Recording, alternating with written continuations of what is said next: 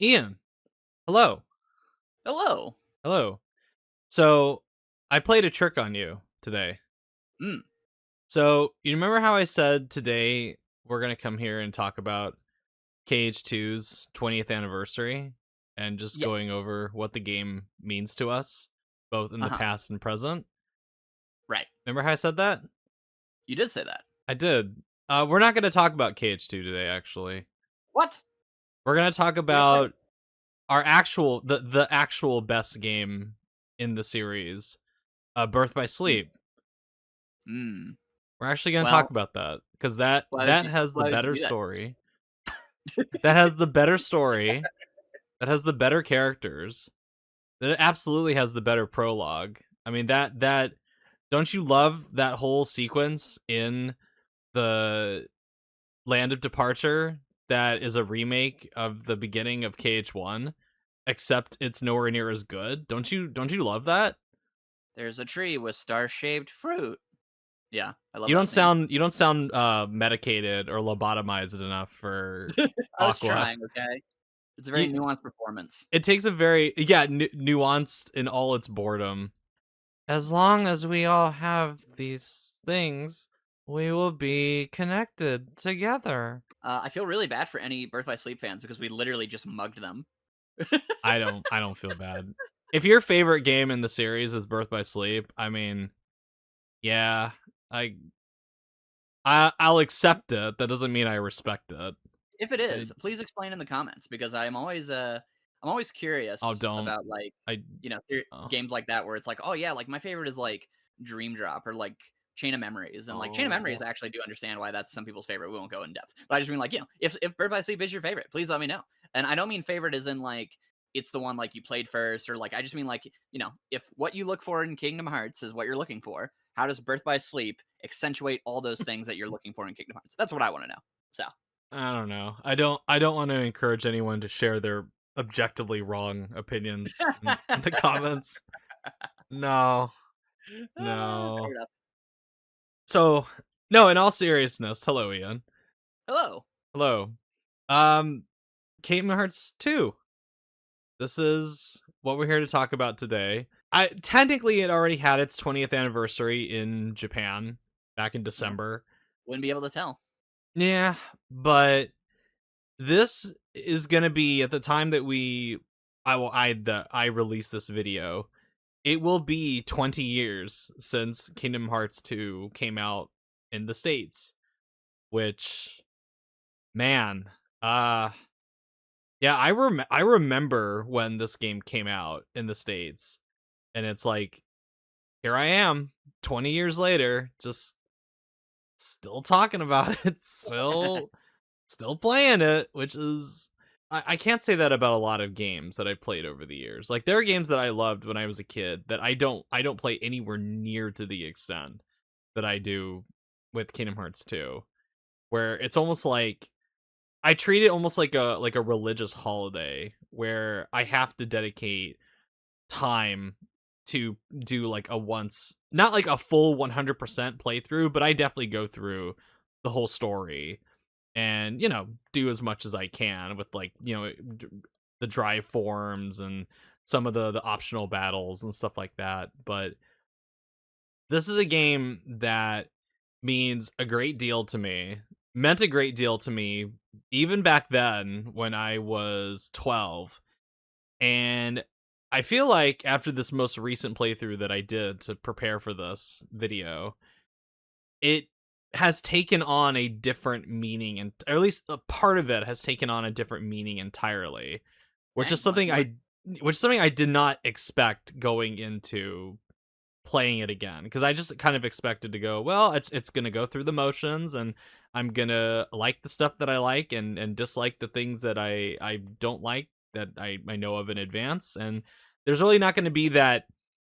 I don't know about transformative, but there's not going to be really any new context added or historical context added to Kingdom Hearts 2 that's going to give it a whole new meaning to me. But Yeah. it does. It gives it a both like a darker and a more hopeful context for me, which I'll get Oh, into later. But I'm curious if I guess that's where I want to start with Kingdom Hearts 2 in general. It's just what does this game mean to you, Ian? Yeah. Um, yeah, so I mean, for me, like, again, the way I discovered this game, as I kind of mentioned in my what I love about Kingdom Hearts 2 as video, is I was in I think it was a Blockbuster or like a family rental store or whatever it was, and I saw the silver glossy Kingdom Hearts 2 box, and I couldn't really tell at the time that it said like 2 on the cover, so I looked on the back and I saw Stitch, and I went, I love Lilo and Stitch, I must buy this game. So I brought it home and I played it, and I was like, where the heck is Donald and Goofy? And I played the Roxas prologue, and I was just so confused. I didn't know what was going on. And again, I like started the game. I didn't even notice it said like Kingdom Hearts 2 at the start. I was like, Stitch, I need Stitch. And I start the game and I'm going through it and I'm like, okay, well, this sucks. I hate this. And so what I did was I went on Google, as anyone should, and I looked up the plot of Kingdom Hearts 1 and I went, oh, and then I played through it. And it was such a there's a certain, like, I guess this is what people consider nostalgia, but there is just that certain experience I only really have with that game, specifically, where it's just that feeling of like, I don't know, it's like you're being transported to another world and another, just like feeling entirely of like the prologue and the worlds and just the way it looks and like the specific aesthetic it has and the specific part of Disney that it's pulling from. So to me, Kingdom Hearts 2 consistently is the reason it's my favorite game of all time, is that it takes me to a world and a feeling that I genuinely have yet to find something that can recreate. And that the series itself can't even recreate because it was such a time and place type of thing. So Yeah. to me, Kingdom Hearts 2 is just it's just special. That's just kind of the heart of it. I think what's really cool about this game, and this is something that I've more realized in recent years, w- with like, approaching it from an adult mindset and, having played many, many more games since then, is that I think what's really remarkable about Kingdom Hearts 2 is that when you actually look at it, how it's structured from a bird's eye view, a lot of its gameplay, or at least how it's designed and paced, is a lot of just very linear corridors or hallways that don't really give you a whole lot of room to go off and explore anything crazy. Like for example, there isn't really anything in this game that is as open as the opening parts of Kingdom of Corona, for example, or as open as the Caribbean world in KH3, where that goes more for wide open space in that one. And KH2 is just a lot more limited. But because of how excellent the pacing is, because of how excellent the writing is, because the score from Yoko Shimomura being the best thing ever recorded, in my opinion, it makes the whole experience feel like this epic journey, even when you look at it from an objective perspective, where if you broke this game down, I guess on some kind of spreadsheet, and broke it down into how levels are designed, you're going to see a lot of very, repetitive ways of building these worlds. But the illusion of this epic journey holds up extremely well. And by the end of it, it feels like you have gone on this long journey with these characters where you've had your ups, you have your downs, you have serious moments, you have the funny moments. And by the end of it, especially when you get that beautiful full circle moment with Sora and Riku on the beach, and then the bottle that Kairi sent out from Destiny Islands, like in the very beginning of the game, that finally reaches Sora, and it's like that moment at the beginning and the end. It's like beautiful bookmarks that just tie the whole experience together into this one big cohesive, wonderful flow. It's almost like this. It's almost like a. I. It sounds a little corny to say because I know Aladdin is in it, but it feels like a magical carpet ride where it's a lot of like very smooth moments from beginning to end. There's no real bumps in the road. There's not a whole lot of moments that you go like, oh god, here we go with this. There are some for me, and And we'll any get moments into there are, those. you can just skip. Yeah, Mostly. Yeah. well, except that one cutscene before the Yep. Demix fight, which oh my Yep. god. Oh, but it's it's this beautiful cohesive journey, and video games are meant to be an illusion that you are going on this adventure. I mean, most people who were born these days, if they go back and play something like Final Fantasy VII, the original Final Fantasy VII, for instance, a lot of it's not going to translate for them the same way that somebody like us who were born more in that PS2 era, PS1 era time where we had to use our imaginations more to kind of fill in the technical gaps that were in video games back then. So I feel like you and I have this benefit of going into games, especially tackling ones from this era, where it's almost an expectation of you have to use your imagination more to kind of fill in the gaps of what the technical limitations of what they could not do at the time. And I think what's so remarkable too about KH2 is when you really look at it is that it's a very lean and efficient game. There isn't a lot of bullshit. It's like very, very well paced. It's just bam, bam, bam, bam, bam.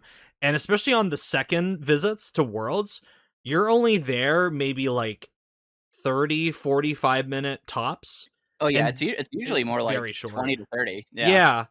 And especially if you're like speed running or you're playing on an easier difficulty, and you can get through those second visits like very quickly. And then it just kind of goes, all right, you're done with that. Let's move on to the next thing. And it's just this constant pace of just go, go, go, go, go. But it doesn't feel, for me at least, it doesn't feel rushed. It doesn't feel like they were running out of time. Everything feels deliberately placed or very well thought out reasons in order to give you this sense of grand adventure throughout the whole experience. And I think what's so remarkable about this game as well is that even though we've had games that come later in this franchise, and even from Square Enix themselves, that have bigger budgets, that have the technical prowess that something like KH2 or games back in the 90s did not have, they don't feel as grand as this in most cases. Like I'm gonna try my best not to bring up KH3 so much as a point of comparison because we have a whole podcast about it, but when I play KH3, I don't get that same sense of grand adventure like I do with KH2. For me, that's the one that has more of the just stringing set pieces together without any kind of like real emotional flow or cohesion or thematic through line between the two. It feels like a very bumpy ride instead of the smooth experience that KH2 is. So it's all about talent. And I feel like at this point in this team's the Tokyo team's existence, this is when they were at like the peak of their prowess as far as understanding what Kingdom Hearts, what makes it tick and what the players would like, and really understanding the core of the franchise. I mean, you have like everybody involved with this game just firing on all cylinders, and you get something like this, which does not happen very often, and definitely from, at least in my opinion, Square Enix does not happen very often anymore. I don't know. The thing with the worlds has always felt like a nothing complaint because I've never actually the only thing people that I've seen, and again, comment below if you have something about this, but I've never heard anyone ever explain how it like harms the experience of KH2. It's more so that they go, "Oh, I really liked this in KH1 and I'm sad it's missing." But again, KH1 isn't or KH2 isn't built like KH1 because I adore KH1. I think KH1 I love the way that it structures its levels and how it puts all these little tiny pieces of nooks and crannies and like little details into its kind of boxy worlds, but they feel alive in their own unique ways because of all the Yes. character and personality they put into it. KH2 goes a different direction, which is that I guess the best way I've always described it is that KH1 feels like a Disney movie where it has all these little tiny little details that you can look into, and like just every second of it you look at it and you're just like, oh wow, over here there's something, and over here there's something, and wow, they actually put this here, and oh they put this here, and it's just feels like this big grand experience. Whereas Kingdom Hearts 2, very obviously, is trying to be anime. And with anime, what they'll do a lot of times is they have these shortcuts. But if they're a skilled anime, what they'll do is they'll have it be like there'll be those moments where they put all this like animation into it, and that's the big action that you're doing in these levels, like the reaction commands and all that stuff. And then what they'll do is they'll go, okay, well we don't really have enough like time to basically like make the background move constantly or like make this little detail move. So we'll make sure it's a beautiful painting that you can look at. Like it just looks nice. So the worlds of Kingdom Hearts 2 are designed to be these little fighting arenas, and the arenas that you're fighting in look gorgeous. Like I love just like standing in like Agrabah, like because I'll use it as an example. People always say Agrabah's so empty and dead. Yeah, absolutely. There's nobody in Agrabah. Haha, it's really funny. But when you're actually like walking around Agrabah, like the feel of it and just like the colors they use, and like you can look up and you see like the things flapping in the wind and the way they build these little boxy rooms, they're all designed to have something interactable from a combat perspective, or for having little chests, or like where the enemies are placed. And so like I remember every room in like Agrabah. I remember every room in like all these different levels because they just are memorable. They're these pretty looking box rooms. And I just think they're enjoyable. I think they add to the gameplay, they add to the experience, they keep the pace going really well, which is what Kingdom Hearts 2 is a lot about. It just wants you to go, go, go, go, go.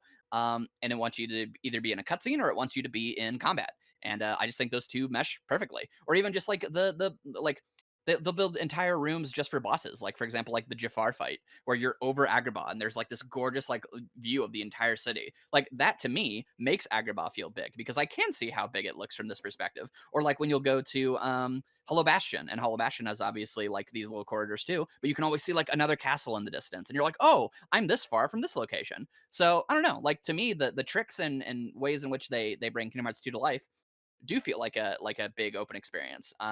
Even if like I'm not exploring or looking for little treasures or whatever, the actual feeling of being in those worlds, I do feel like I'm in that world for the experience that Kingdom Hearts 2 is going for. So I think it does a fantastic job. So it's definitely not going for what Kingdom Hearts 1 is going for. And if No, you not just at all. adore that, then that makes sense.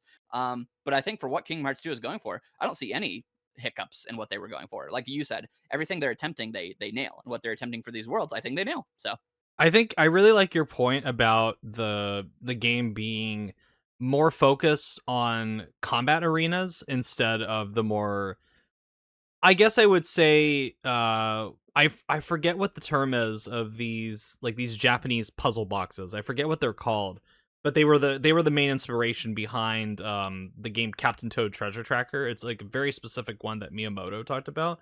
But to me, mm, KH1 feels like it's designed like, or the levels in KH1 feel like they're designed like little puzzle boxes where you go in and you kind of experiment with little things on the side.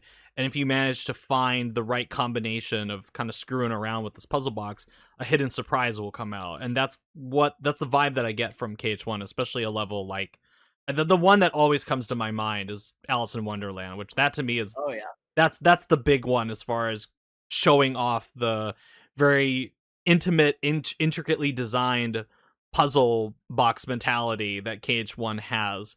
And I think Traverse Town as well to a lesser extent, but it's still oh yeah. there. And then, but they're not doing that with KH2. And I think people a lot of the time judge KH2 for what it lacks rather than what it actually has. And they go like, well, it doesn't have these puzzle designs. Like, no, it doesn't, but that's not what it's going for.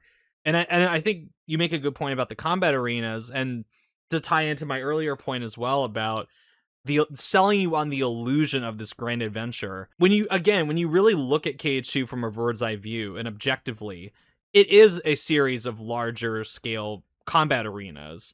Yeah. But to me, in the heat of battle, in the thick of those moments, it doesn't feel mechanical.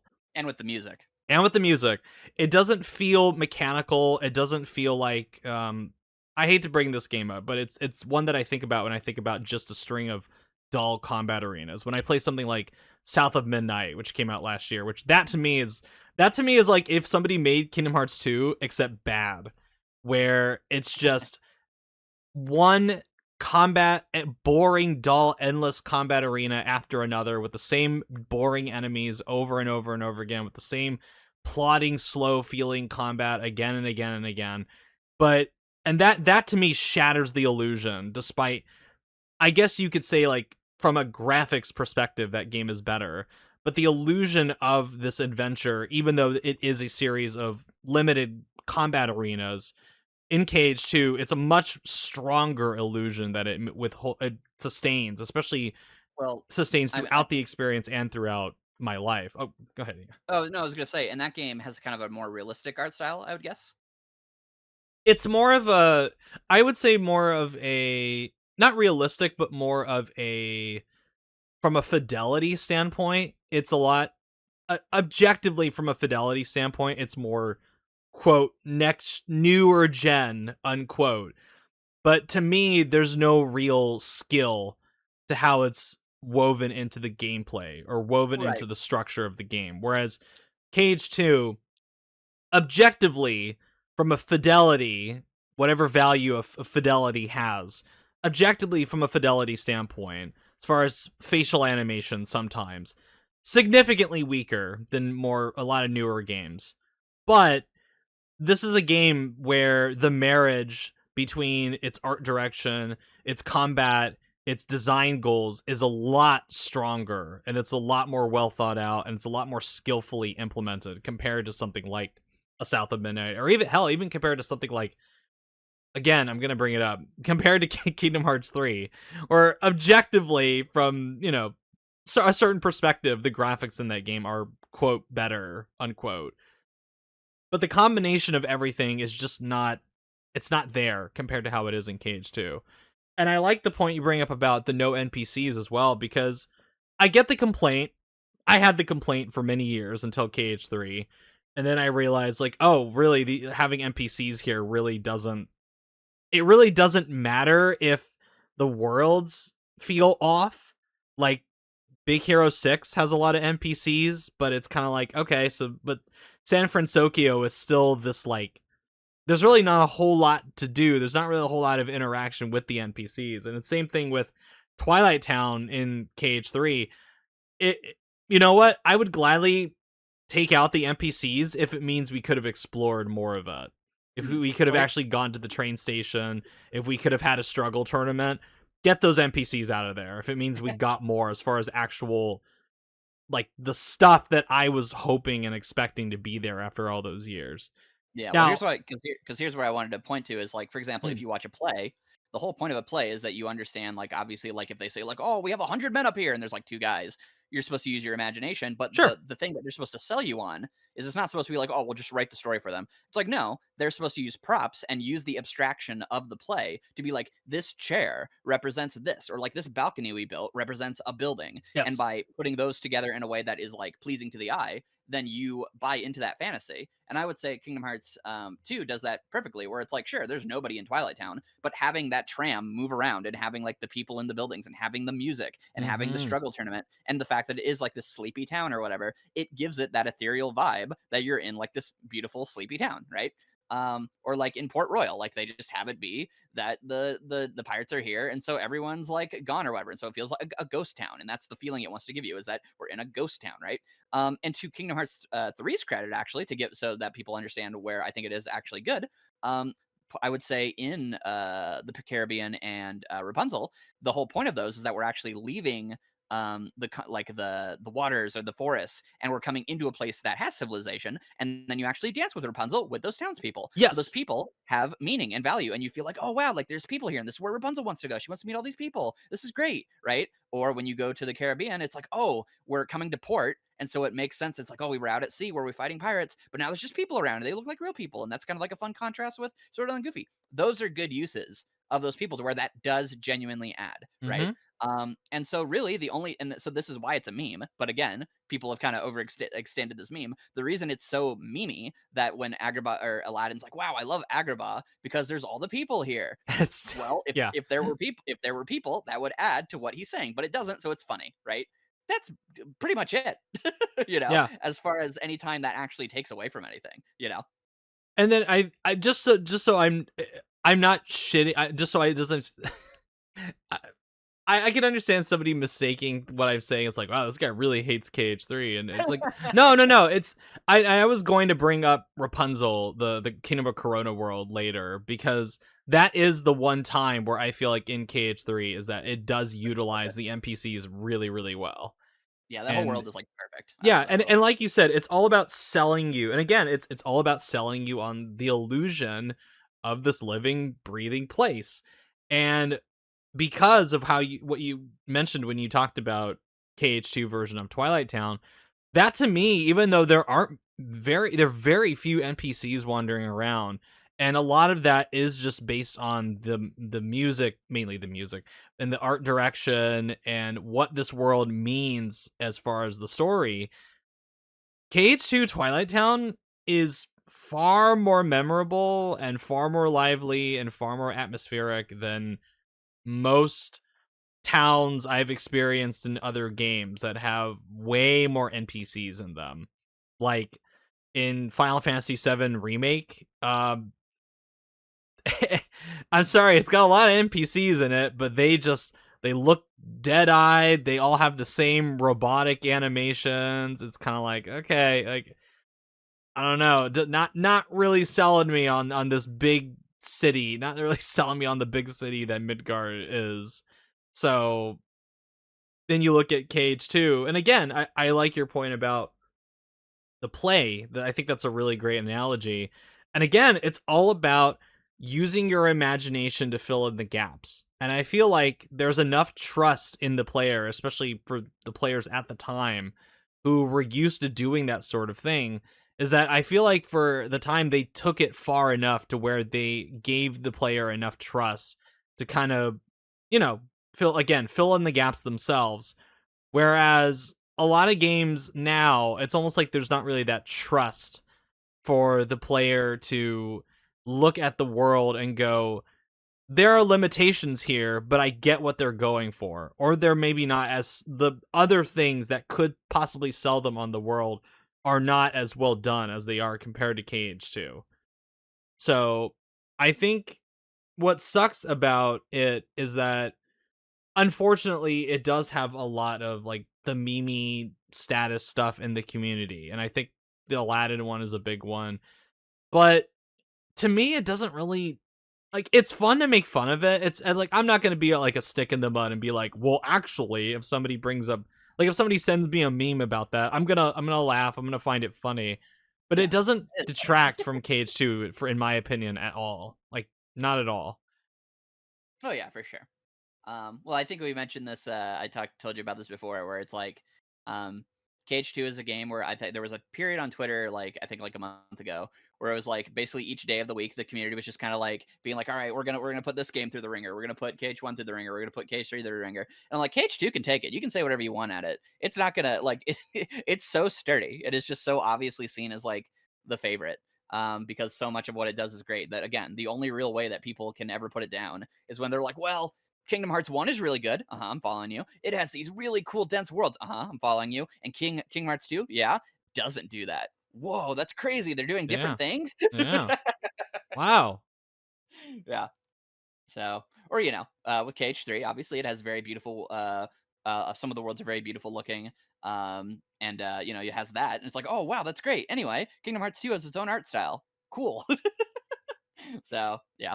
But yeah, no, I mean, yeah, we'll continue on. But is there anything else about on that point you wanted to talk about?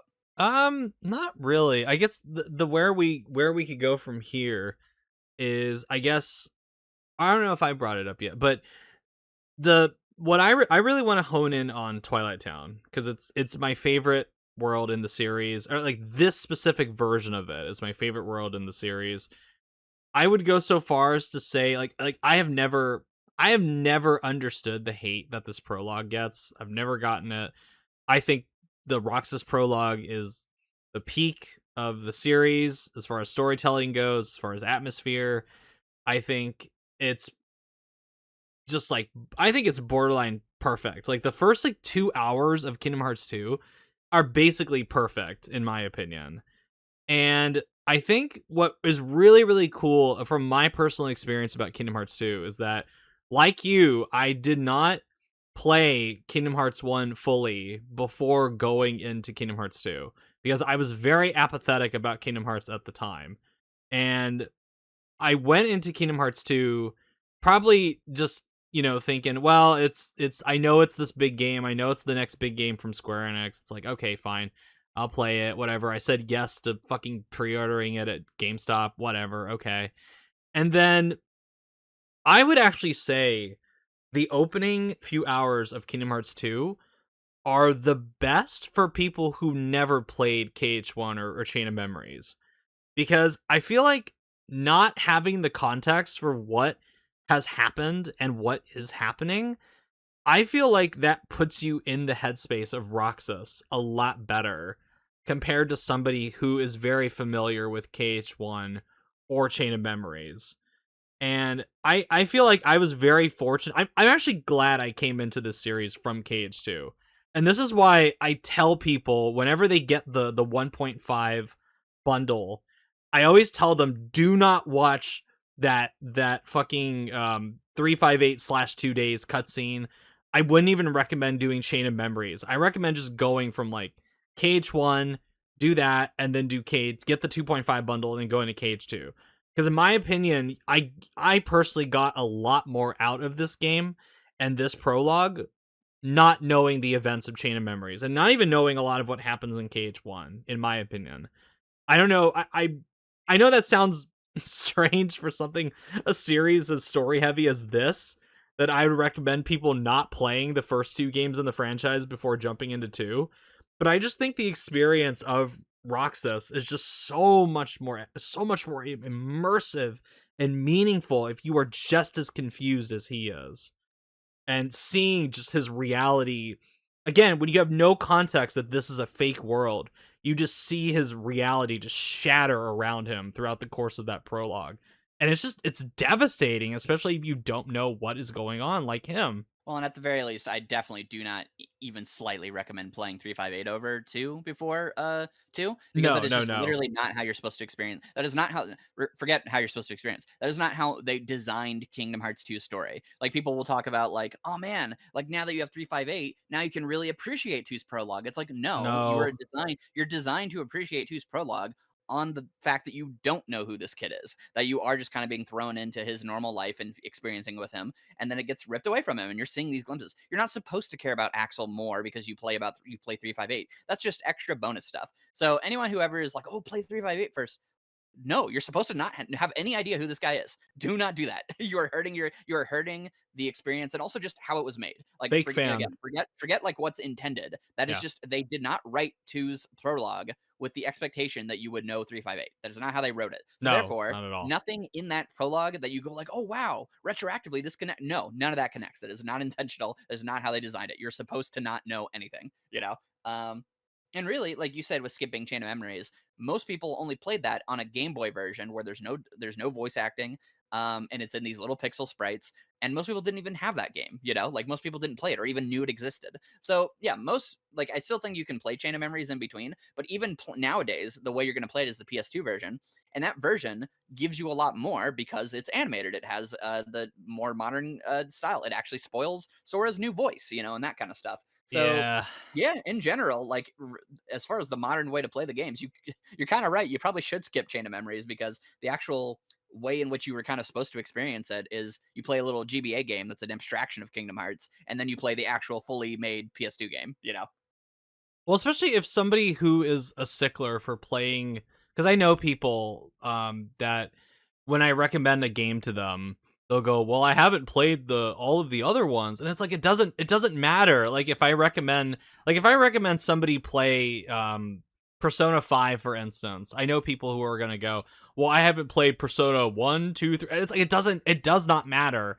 So for those people, I fear them going into Kingdom Hearts and playing the newer version, the more easily accessible version of Chain of Memories, and just kind of having that be like a major roadblock, especially with the difference in combat style and how much flatter the story delivery is compared to KH1 and KH2. So again, I just look, I don't hate Chain of Memories. I'm not big on the card combat. I actually really like its story, but I feel like playing that game before KH2 just does it such a disservice, especially in the format that it's in now. That stupid remix edition where they put the teenager Haley Joel Osment voice in the body. It's like literally KH1 ends, and then a second later Haley Joel Osment has gone through puberty, and he's like much older. His voice is a lot deeper all of a sudden. It's like walking through the doors of Castle Oblivion. It makes him accelerate going through puberty. So I just don't recommend playing Chain of Memories before KH2. I mean, I know that sounds strange for people who are absolute sticklers of playing series in a row. This is the rare time where I would say just skip it. Just go like KH1. Hell, even skip KH1. I don't care. Play KH1 after KH2. I really strongly believe that the best starting point in this franchise is Kingdom Hearts 2. I know you're not going to have the context of Sora before and all that, but and I know this is probably a hot take, but start with KH2. That's the experience that I had. And not everybody is gonna think like I did at the time, but I'm telling you, man, when that opening 2 hours of KH2 was like one of the most immersive, addictive experiences I've ever had playing a game. Ever. Like I could have played that game all night if I didn't have my mom telling me like, you gotta get your ass to bed. You've already been playing like well beyond like what you should be for a Friday night. But I love the opening prologue, and at the time, so I have two distinct like personal connections to that prologue. So I have teenager me and then I have adult me. So I'll start with teenager me. Teenager me, especially at the time when I was going from like 12 to 13 at that time, for anybody who has gone through, their teenage years, there's always that sense of losing your identity, feeling like who you were beforehand is kind of like slipping away, and you're kind of facing this unknown and scary future. And I feel like that is a big reason why I resonated so much with Roxas' story, because in the context of Roxas, living in this fake Twilight town, having these friends, I thought it was a brilliant idea to have it be like the countdown to summer vacation ending, which is intensely relatable for anybody who has been to school and been through that time where it's like, man, like I have only like a week left of summer break and and now I have to go back to school. And I feel like that was such a brilliant way of connecting with the target player base at the time with Kingdom Hearts 2. And I think what's brilliant about Kingdom Hearts in general is that I've mentioned this before as well, is that I feel like each game kind of ages with its player base, like the intended audience. And you don't really see that a lot with a lot of like video game franchises. It feels like they're kind of just statically stuck, not in a bad way, on like one specific player base or age demographic. And this is a series where KH1 is like kids, kids that can embrace like darker things to come. KH2 is like the teenager years transforming into an adult. And then Kingdom Hearts 3 is kind of like, for better or for worse, is kind of that final like adult, here we are at the end of the journey kind of thing. And I think what's really awesome about Kingdom Hearts 2 as well is that, and I didn't get to experience this, but it's something I felt throughout the experience, is that I love that Kingdom Hearts 2's beginning reflects the kind of like waiting that people had to do between Chain of Memories and KH2, where it's like a good like year or two gap depending on where you lived. So I loved that I love it when games like sequels implement time gaps that reflect how long it's been since the original game. Like, as an example, Uncharted 3 to Uncharted 4, there's like a 5-year gap between the two games.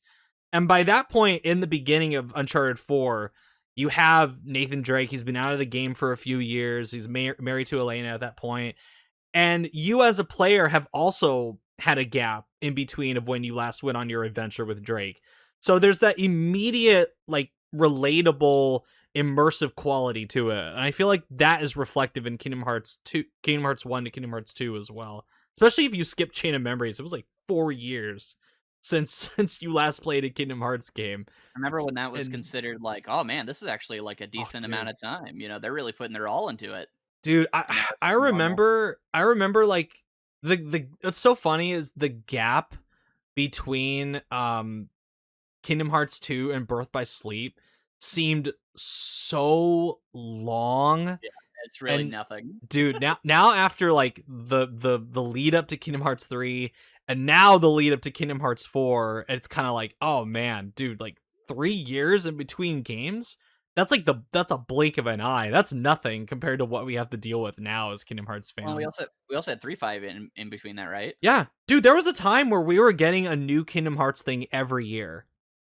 Yeah. Now, I don't know if like people really like. There's an argument to be made that HD remasters, it's like, well, that doesn't count. It's not a new thing, or like the mobile games, it's not a new thing. Well, it But it's definitely counts for Kingdom Hearts because those are the first times we were playing those versions of the games. Sure, and for us definitely, and then also getting them on the newer the PS4 at like the higher frame rates and the Oh PC yeah, versions as well. 60 frames makes Oh, KH1 and 2 like even more beautiful experiences. oh, dude, I haven't played I haven't played KH2 on PC yet. I will I'll get it at some point, but dude, I can't wait to like crank the frame rate up even higher if that's possible on that thing. That's gonna be so awesome at like 144 hertz on my my like curved monitor. That's gonna be so sick. But I love games, I love sequels that take the time in between into consideration. And it's probably why like Kingdom Hearts 3, the opening of it has felt so strange to me over the years, where there was like a pretty even between Fragmentary Passage and Kingdom Hearts 3, there's actually like a pretty good like 2-year gap between the two. And it's like it's to me it's just weird going from, especially if you didn't play Fragmentary Passage, that's a 7-year gap between Dream Drop Distance and KH3. And it's like it begins almost immediately after, not or really not that long after Dream Drop Distance. So there's no real sense of like time has passed all that much. They don't really take that into consideration for Kingdom Hearts 3. But with KH, they not only do they do that, but they reflect it in the story of Roxas, where you get to watch Sora being rebooted in a sense. And it's also a really smart way of implementing flashbacks into the game through the dream sequences without stopping the pacing or without like it's not like that moment the infamously stupid moment in KH3 where Mickey has to sit Riku down and give him a lecture on what's happened in the past games in case people in the audience have never played Kingdom Hearts. It's like, oh, why the fuck would you start Oh yeah. Kingdom Hearts 3 at that They're point? also just some of the most engaging like recap scenes I've seen in a game because of they have the glitching effect. Yeah, it's And brilliant. it's kind of Brilliant. unsettling too for the last one where it Mm-hmm. starts like it all every time it almost gets me like it broke my TV where it's the part where it like gets to Hollow or not Hollow Bastion, Castle the Oblivion. Castle of Oblivion, yeah, and it just like Yeah. turns off your TV. But the moment that I always think is really brilliant is they keep building up the idea that he cannot think of Kairi. He every time he thinks of her, it's like oh Riku and and then it blurs out, and then eventually Yes. he gets like Riku and Ka, and he does that, and then once Roxas and Kairi finally meet, like they cross over, and it's because Mm-hmm. of like memories coming back together and Kairi reaching out to Roxas and feeling that. Then in the dreams he can think of her again, and it's like a big moment where it's like, oh yeah, and it's like Kyrie, and then it like they create new footage of her like in this white void, and he can see her or whatever. Mm-hmm. Um, and it's just really really beautiful and really really cool, and like the way it like ties into the story and makes it like oh like as like we're remembering more of KH1, remembering like the heart of it or whatever. Roxas's like summer and his life becomes more irrelevant and is more like slipping away from him.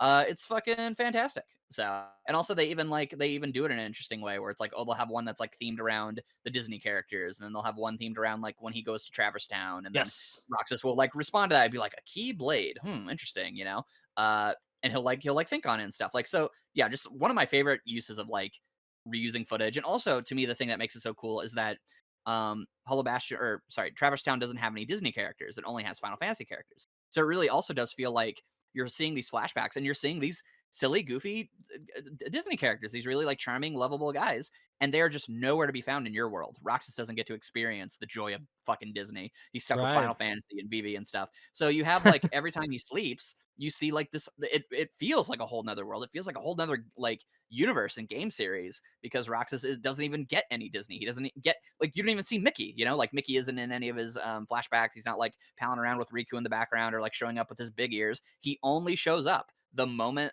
that Sora or Roxas goes back to Riku, then immediately you get Mickey. And the way in Yes. which they hint towards Mickey is that all Roxas gets, the only Disney thing he gets, is he gets to see the train, which has like a silly little hat on it. And that's it. That's the only slice of Yeah. Disney that Diz will allow him to see. It's brilliant. It's great. It's so good.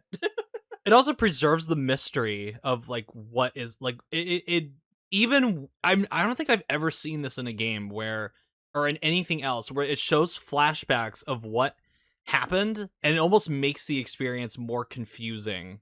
Or in context for Roxas, it makes the experience more confusing. Where a lot of it is meant to kind of like clear up information for the player character, but in this case, him being shown these glitchy flashbacks to an entirely different person who he has no idea like what he is seeing or what kind of context in the context of Kingdom Hearts. It's a really like great way of enhancing the mystery as to what's going on while simultaneously also being a very effective way of reminding the player what happened in the previous game. And I think what's so cool about it, especially if you haven't, if somebody, let's say somebody played Kingdom Hearts 2 or Kingdom Hearts 1 back in 2002 when it came out in the States, and they'd never played anything else until, or never replayed it until 2006 when it came out, when KH2 came out in the States. That experience of getting these flashbacks, these glitchy flashbacks, it's almost like an incomplete memory that these people have from when they played Kingdom Hearts back in 2002. And they don't, it's like they don't have quite the, unless they have photographic memory, they don't have quite the full picture of it compared to people who played those games over and over and over again. So it's like an added little bonus for people who did actually were in that big 4-year time gap between the two games. And I also love it that it's almost reflective of Sora being rebooted by Naminé and waking up.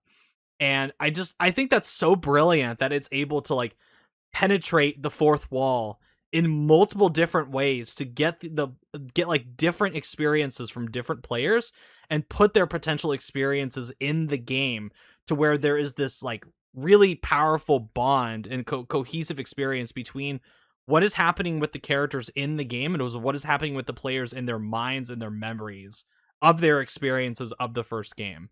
It's just brilliant. This whole opening sequence is just brilliant. Just so many little Oh yeah. things like that. Well, and also I want to mention there's people to the point of like the prologue being really well written.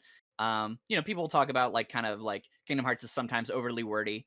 I would say not as much in the original games. I would say No. they actually get to that point from quite well. But for example, there's a video by Some Call Me Johnny, who's like my favorite YouTuber, where he reviews Kingdom Hearts 2, and he's like as an example of kind of like the writing in which I don't like in this game, and he uses the first line where it's like a scattered dream that's like a far off memory, and a far off memory that's like a scattered dream. I want to line the pieces up yours and mine. And he was like, I don't really like, he's like, this is just like nonsense or whatever. And I also too, for the longest time, like I'm ashamed to say it, for the longest time I was like, yeah, that is kind of nonsensical. I don't really know what it means. It's just kind of like Mm. some whatever. But then like you like Mm. literally think about it for like 5 seconds. It's literally just him talking about Chain of Memories, and the reason it is written in such a weird, incoherent way is that Mm-hmm. he is talking about how his memories and his feelings are feeling like they feel like they're scattered. They feel like they don't make any sense. They feel like they're one thing. They feel like they're another. Yeah. And you can't just say like, oh wow, like it would be boring to say like, wow, I have these memories, but I don't know who they are. I hope I can find you one day, girl. I'm thinking of, because that's who he's talking to. Or he's like, I want to line the pieces up yours and mine. Mm-hmm. And what are you doing throughout the prologue? You're lining up the pieces between Sora and Kyrie and their connection. So that actually opening line, if you actually give the game good faith, is very, very cool and like very integral and actually makes perfect sense that it's worded in that way. And I want to lead into this because I think that Kingdom Hearts does have a lot of weird writing quirks, and it also specifically in the games, and it gets worse with every game, but it's been there since KH1 in small ways, which Yeah. is the pacing of the cutscenes, where there will sometimes just be pauses that go on for too long, or and not even like, oh, it has to be realistic, but just like the pacing of these anime characters sometimes is weird. Sometimes there's a pause that goes on for too long and it feels weird. Or most importantly with KH2, sometimes there's no background music, which can be weird at times and awkward. Mm-hmm. And so I would say that what makes the prologue so good is that that is the point in the game where not only does it usually not have those quirks about it, but when it does have them, they actually enhance the experience, because the whole point of this, because of the prologue, is that it's this weird, dreamlike, weird, abstract scenario where like one of our first cutscenes is that we're saying like art gone. Yes. Uh, and like again, them like coughing and like stopping for a second, like going one by one. Normally, in like any other cutscene in the game where we're in like real time and we're doing things, that would be kind of awkward, but like you'd accept it or whatever. Like it's kind of charming. But no, in the Hollow Bastion, I keep want to say Twilight Town prologue, it is genuinely like it adds to the unnerving, weird, psychedelic, like just like dream-like state of the story. And Yes. so that to me is why that prologue is so perfect, because it's the only time in Kingdom Hearts where like everything about Kingdom Hearts, including its own like writing flaws and quirks, actually work to better it. If that makes sense. Yeah, I think also the surrealism of the opening is one of the things I Yeah, really love about surreal is it. a better word. Yeah, Yeah, where surreal. like the psychedelic stuff that you mentioned is that you have all these like really bizarre moments and like the way people speak and cadences, and just like the obvious moments like Roxas falling off the tower, and him, that's the moment when he connects with Kyrie, and then he wakes up the next morning and he's like, I fell from the tower, didn't I? And they're like, you wouldn't fucking be here if you did. And there's Yeah, all those like the moments, of course, of going to the seven wonders of Twilight Town and seeing just the strange stuff like that. But like you mentioned, and this is a point that I think works more broadly with surrealism in general, especially in media, is that I feel like the more strange people, how like the more strangely people behave, and the more strange the pacing of dialogue is and the cadence, especially if like the acting is kind of off and kind of bad, I feel like that helps the surrealism and the dreamlike states a lot more. Like, for example, the original version of Silent Hill 2, where the way people talk in that game in the opening is very bizarre and it's very off. And especially the way people like Angela or James talk, where when you're interacting with, like, when you meet Angela in the graveyard for the first time, and she goes like, "Oh, I'm sorry. Oh," and it sounds like really weird, and especially for a character that is meant to be this teenage girl with the aged body of like a 40-year-old to represent lifelong trauma physically impacting the body. It does give the surrealism of something like Silent Hill 2 a lot more power when characters are behaving strangely.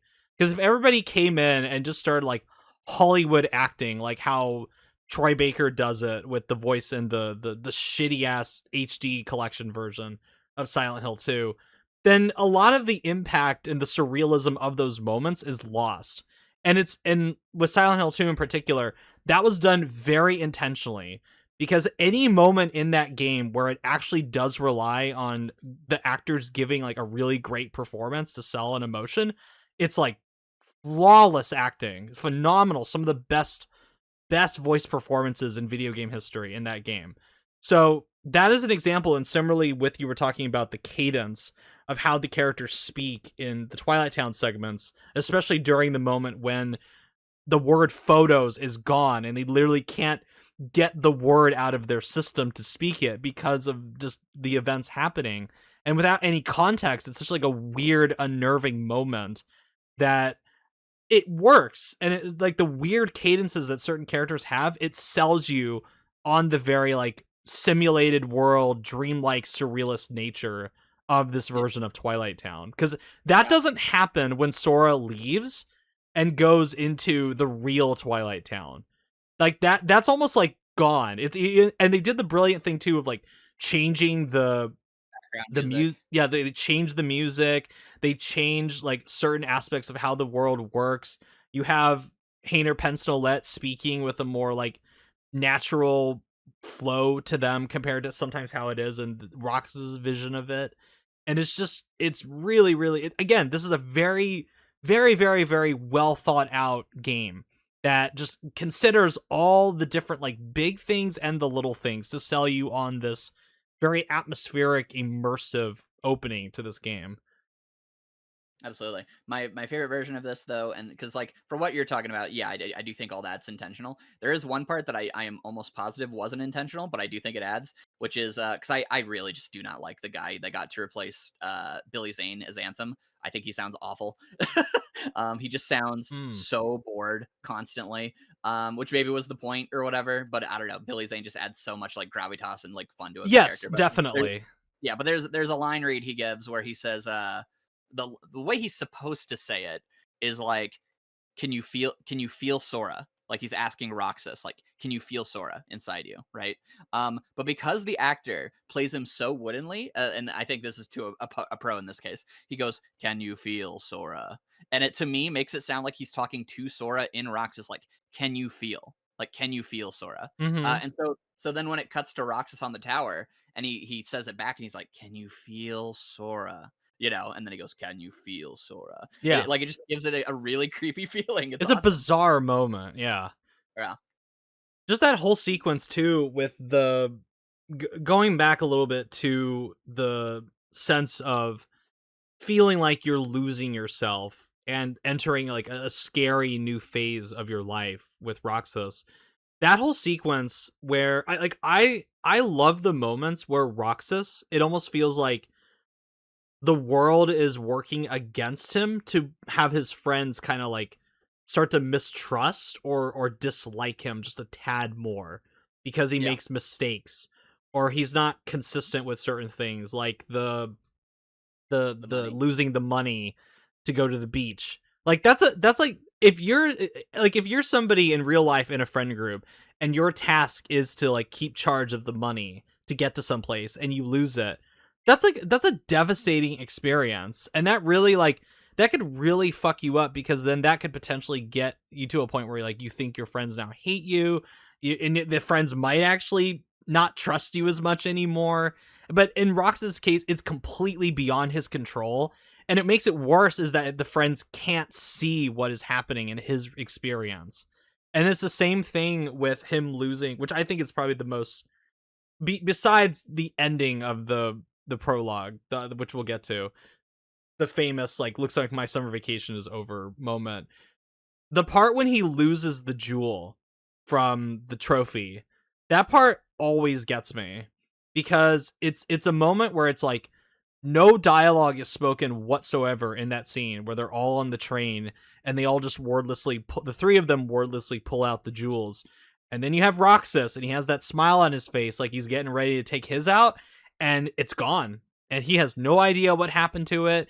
It's like he's helpless. He has no way of knowing what happened and he just all he can do is just has this look of like pure devastation on his face and then he just sits there and just lets like the sad moment kind of like wash over him and Well, and it's like nobody reacts contrasted. to it either, like which Hmm? makes it creepy. Like Oh, no go one in the friend group like looks over and is like, "Oh, no, Roxas, what's going right, on?" right, Yeah, all without words, and that makes it so devastating.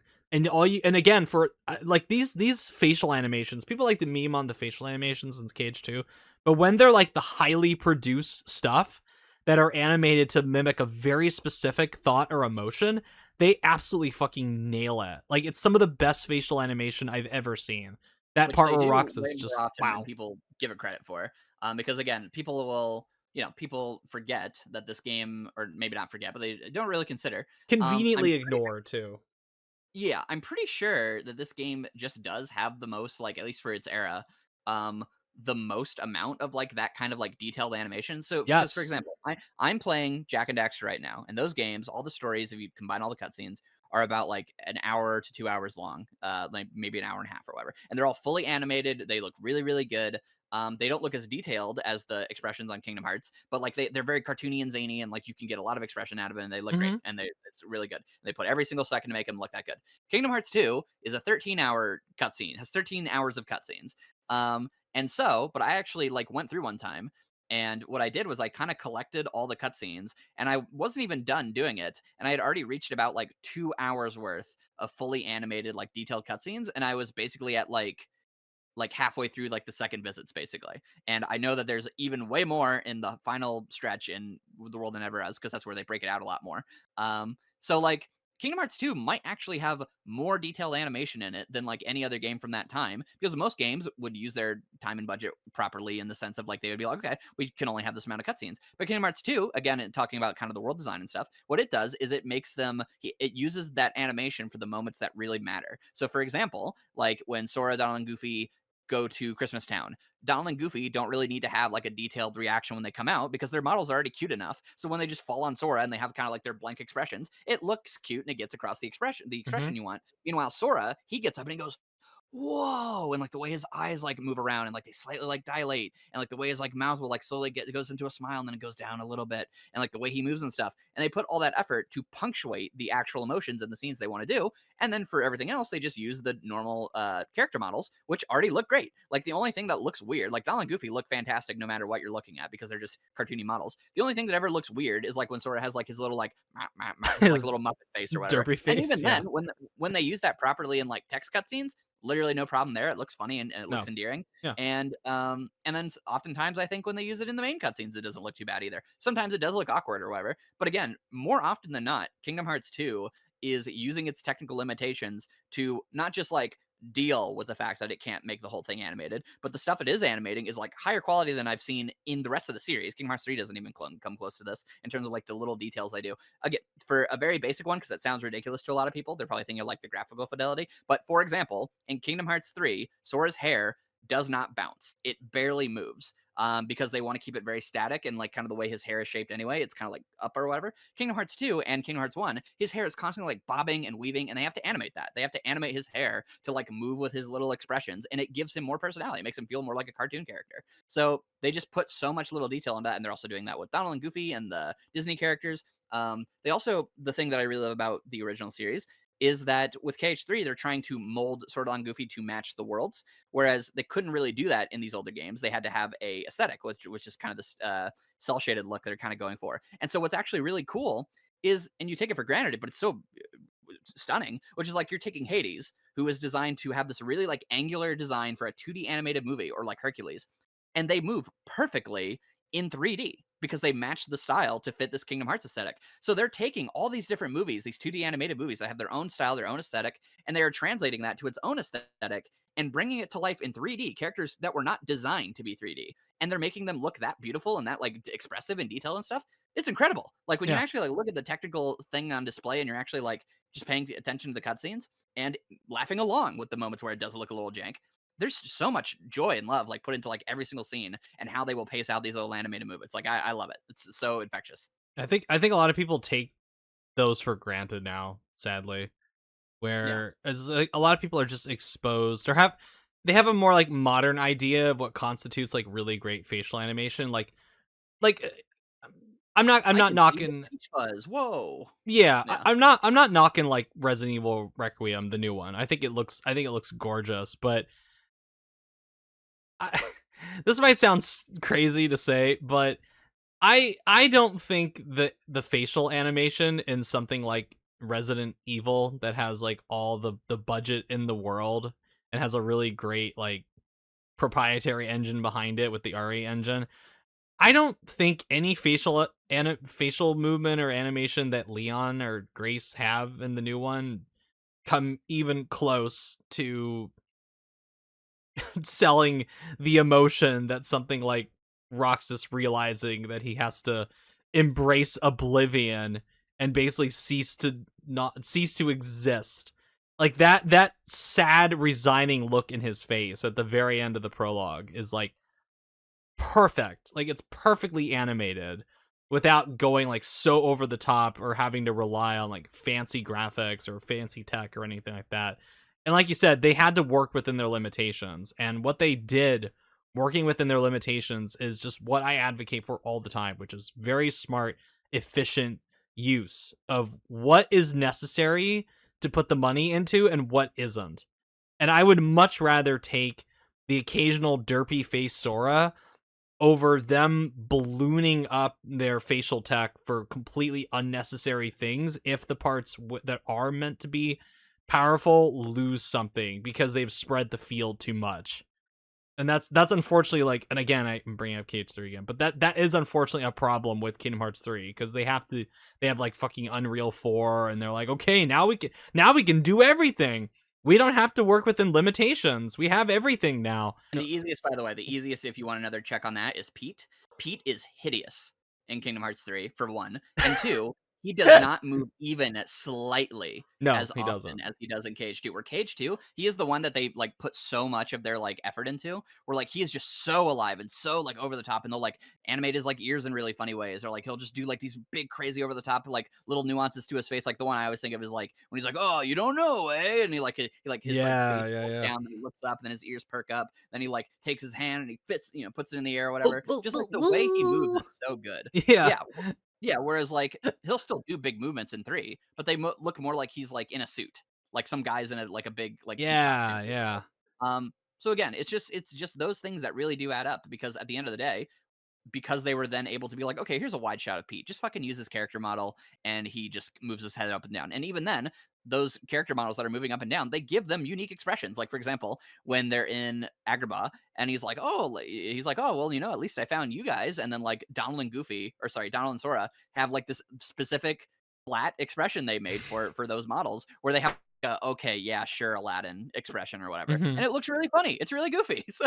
So even as it's that's what I mean, where it's like, because like I think oftentimes with these things, it can be like, well, you just gotta like deal. Like for example, if you're talking about like an old movie and you talk about how you really love the animatronics, people can look at that and think of it as like, well, you just got to give them a break. Like they just couldn't make it good before. It's like, no, that's not what I'm saying. I'm saying with the limitations, they made a new kind of good. like they made it really good doing the thing they were trying to do, and that if they actually had more of what they wanted, maybe more budget or whatever, it actually may have looked worse. And on its own, it already looks great. So yeah, it's just one of those things where yeah, KH2, I fucking love all the little cutscenes and details and stuff. And yeah, I mean, for a long time, I was collecting all the cutscenes, and I wanted to make like a video compilation of it. I hope to still do that because I do really want to point to people like, guys, look at the character animation here. It's so fucking good. Funny little anecdote, by the way. Speaking of Jak and Daxter, there was an interview they said when they were making Jak 1 where they saw a single image of Kingdom Hearts 1 Sora. Like it was like when he's like running at the end of like KH1. I think they used it in like a little magazine promo, and he like smiles at the screen, and they were like, oh shit, this game's gonna look really good. We need to up our animation. Yeah, that that one screen that yeah. one screenshot is why Jak and Daxter looks as good as it does, because they were terrified.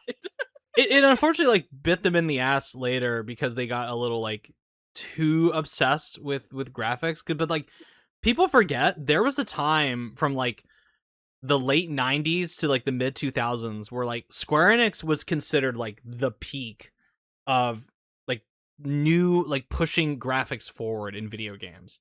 And Yeah. we're like you look at a game like Final Fantasy 7 back in the day and that was like insane. You look at Final Fantasy 10, which looks I think even now Final Fantasy 10 still looks remarkable. You have Dragon Quest 8, which has like some of the best cell shading of all time. You have KH1, which looks gorgeous, still holds up remarkably well. KH2 looks absolutely like insanely beautiful, which holds up obviously. And there was a time where they were really like at the forefront of pushing the industry forward with these kind of like facial tech and animation, like really elaborately detailed animation and stuff like that. To the point where unfortunately they did start to be like, this is our whole identity now, making graphics. And it's like no, no. And then they like for a long time they just like flew off the rails in that respect. But I think what's also great about Roxas, or more specifically, like, I know this is obvious to anybody, but I love the detail of it, is that the whole scenario of Twilight Town is meant to mimic like the passage of time and moving on from one phase of your life to another, where it's like it's there in the obvious things, like it being called Twilight Town and the town being caught in this infinite twilight, giving it this whole melancholic feel and stuff like that. Even, and what's brilliant too, again, even though they switch up the two the two music tracks compared to Roxas' experience versus Sora's, it still, between the two atmospheres, it still maintains that same like something is off in the environment, and I don't know what it is. Like as an example, I actually think the master herself, Yoko Shimomura, I think she actually put this the best when she was talking about the afternoon streets, where she said, and I'm quoting her, to contrast with the twilight feeling of lazy afternoons, this song, she's talking about afternoon streets, this song was designed to convey the image of when lights begin to illuminate the city, the gentle light leaking from the windows, the smell of cooking dinner, a happy and gentle time. But why do I suddenly feel a strange loneliness? And I think that is like perfectly encapsulates the feeling behind both versions of Twilight Town, where it is beautiful, it is atmospheric, it's baked in this beautiful glow, but in both instances and for different reasons, something is off. And I feel like that kind of atmosphere reflects how, the player base at the time, or at least like my experience playing it as an early teenager entering that phase, is that why am I suddenly more sad all the time when I'm supposed to be happy? Why do I suddenly feel like I'm losing part of myself? Like something must be wrong with me. And that's a normal experience for any kid experiencing like that phase transition of their life. And I think it's so brilliant that this one single world in the game, and nothing, I don't think anything else beyond this point has come even close to matching how the player might feel in that moment and that point in their life than KH2 Twilight Town does.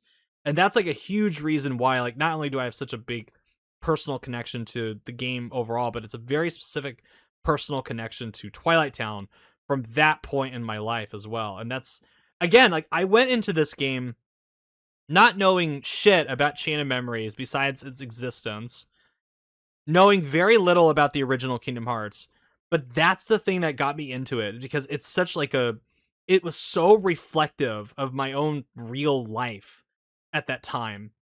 And I think, again, it's like not a lot of games do this where they are like really tapping into the feelings and the thoughts of the player base that they're going with. It's like, it's a lot of like, you bring your own experience into the game. It's not, we're going to try to extract what you're feeling and put it into the narrative of the game itself. And I feel like that is where Kingdom Hearts 2, especially its opening few hours, really is like a step above not only the rest of the series, but a lot of other games that I've played before or since then. Like, look, there are games that I love the narratives for. Like, I love the narrative of like What Remains of Edith Finch, for instance. It's very, very intensely emotional for me. Like, I love Persona 5's narrative, but nothing, like, none, I don't think anything else I've ever played even comes close to mimicking my own experiences compared to Kingdom Hearts 2 does. And it's just so unique, and it's just so beautiful. And I never get tired of that. And it's almost like this game just bests the law of diminishing returns. Where it's like every time I go back and I play this game, I'm just constantly wowed at how aptly and thoroughly they were able to like tap in and continue to tap in who I am as a person and my own like thoughts and experiences at the time and presently as well. And it's like, it's so good. I love it. Heck yeah. But should we Yeah. finally move on from the prologue, or did you have any more? So the going into the prologue, just from like the perspective of my like the present, because I mentioned to you before we started recording, I don't know if I mentioned earlier, but I have two very different experiences with this prologue. Is that I have one where it's, and this is all new, like I've never talked about this on the channel before, with the experience I have with it now, where now I look at that opening with Roxas and I see it more as like trying to hold on to something that you love and want to enjoy as much as you can before like actual death.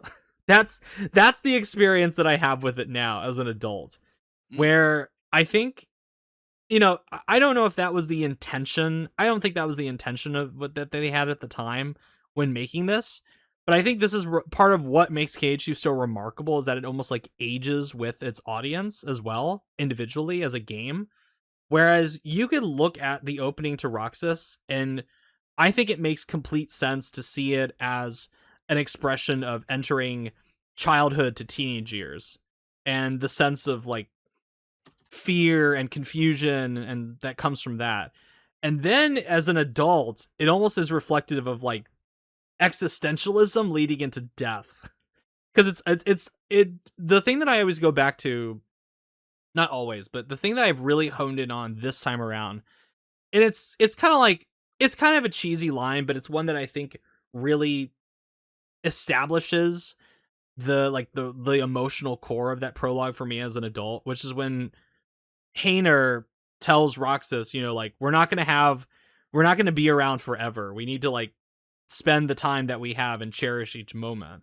And I feel like that to me is so reflective of like my own current experience in my life, where I have like all these like new people that I've met from, for instance, I started grad school going into it and like having fun with them. And then I go to Kingdom Hearts 2 and I think like, "Oh shit, this like these moments are not going to last forever." Like it's something that once all like the fun is said and done, when you actually reflect back on it, you're like, "Damn, there are going to be a limited number of times that I am going to get to have an experience like this." And so it really is this like life affirming game where it's really like telling me like you need to like really cherish each opportunity you get with these people and with people in general, because there's going to come a day where your summer vacation is over in quotes, and that's it, like your time is up. And reflective of Roxas as well, like there is nothing you can do to stop it. Like it's going to happen one way or another. And it doesn't mean you have to be scared of it. It doesn't mean you have to like count the days until it happens, but it just means enjoy the moment while it lasts. And even if negative things happen to you in your life and your experiences like they do with Roxas, there are still those moments of joy that are worth preserving and worth hanging on there for. And that's like something I did not expect to actually like have a different viewpoint of this time around when I played it.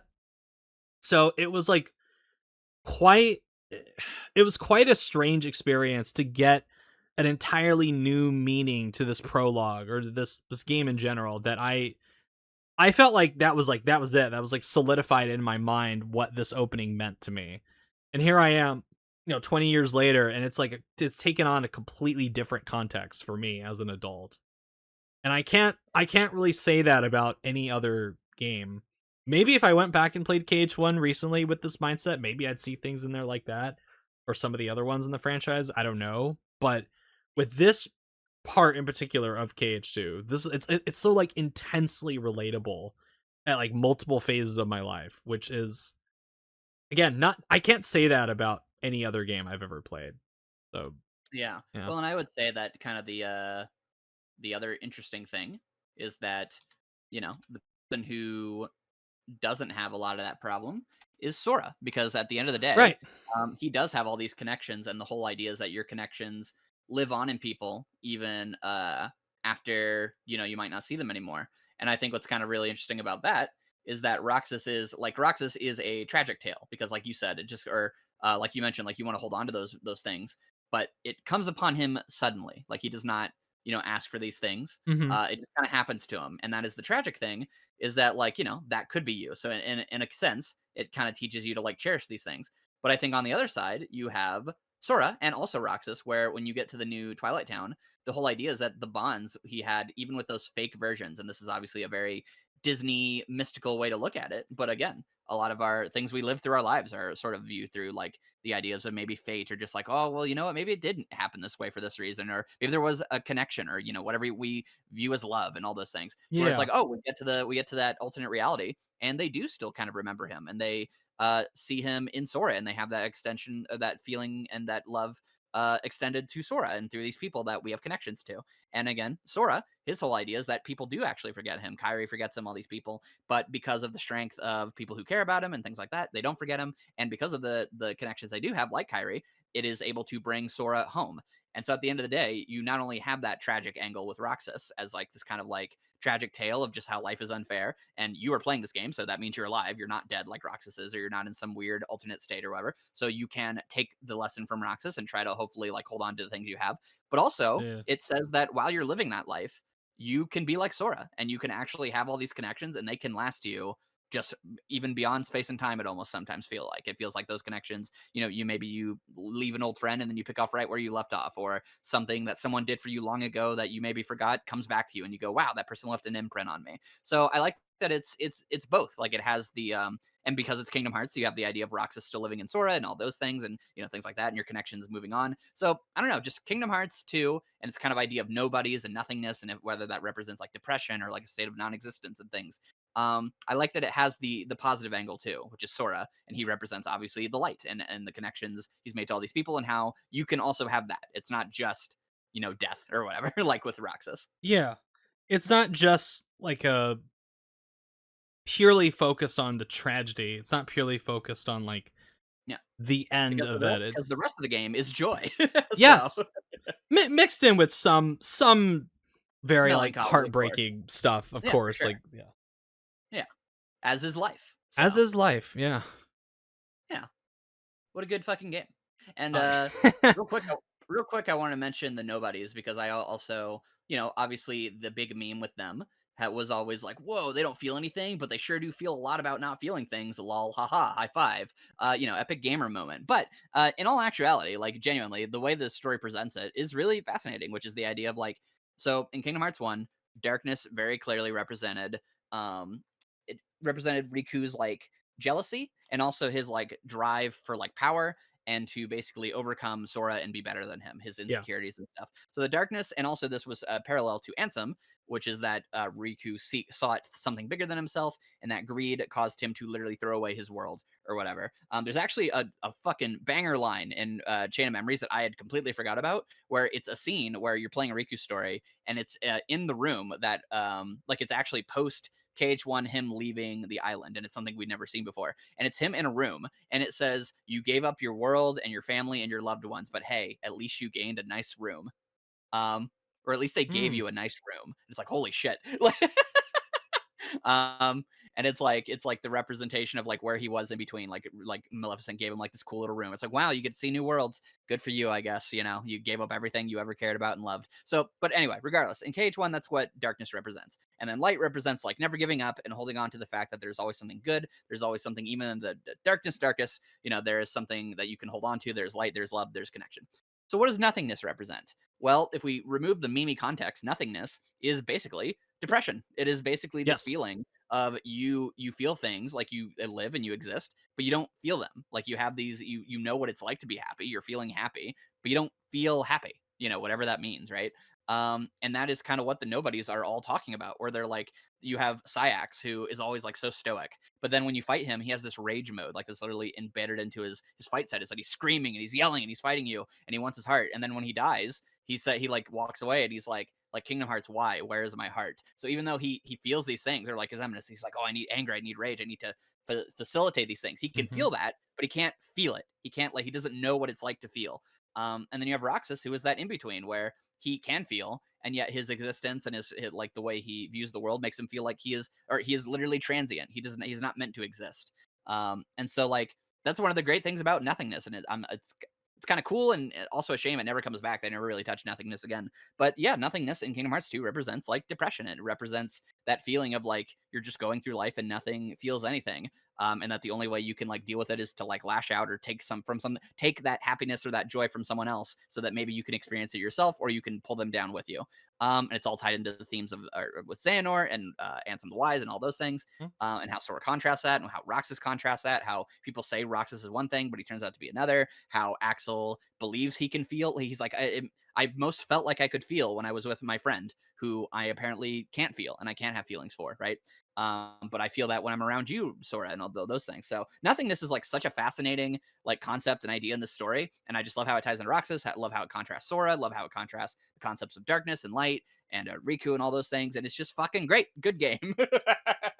Well, it's even taking it even a step further and to elaborate more on the Axel portion of that, because that's what I was thinking of while you were very accurately explaining the context and the subtext behind the angle of depression in KH2, is that it does make a point without it like shoving it in your face that a way to combat, not heal, a way to combat depression is finding connections with others, is finding people to, trust and hang out with and kind of like, you know, not trauma bond necessarily, but like bond and try to like find the humanity in others. And that's the point that is shown through Axel. And even if they had never introduced Shion, I still feel like the relationship between Axel and Roxas in this game would be strong enough to still give that subtext credence, in that depression exists, but it can be slightly mitigated, or work towards being mitigated, if people are willing to embrace, you know, bonds and willing to like talk to each other, Yeah. because I mean, that is a way that go ahead. yeah.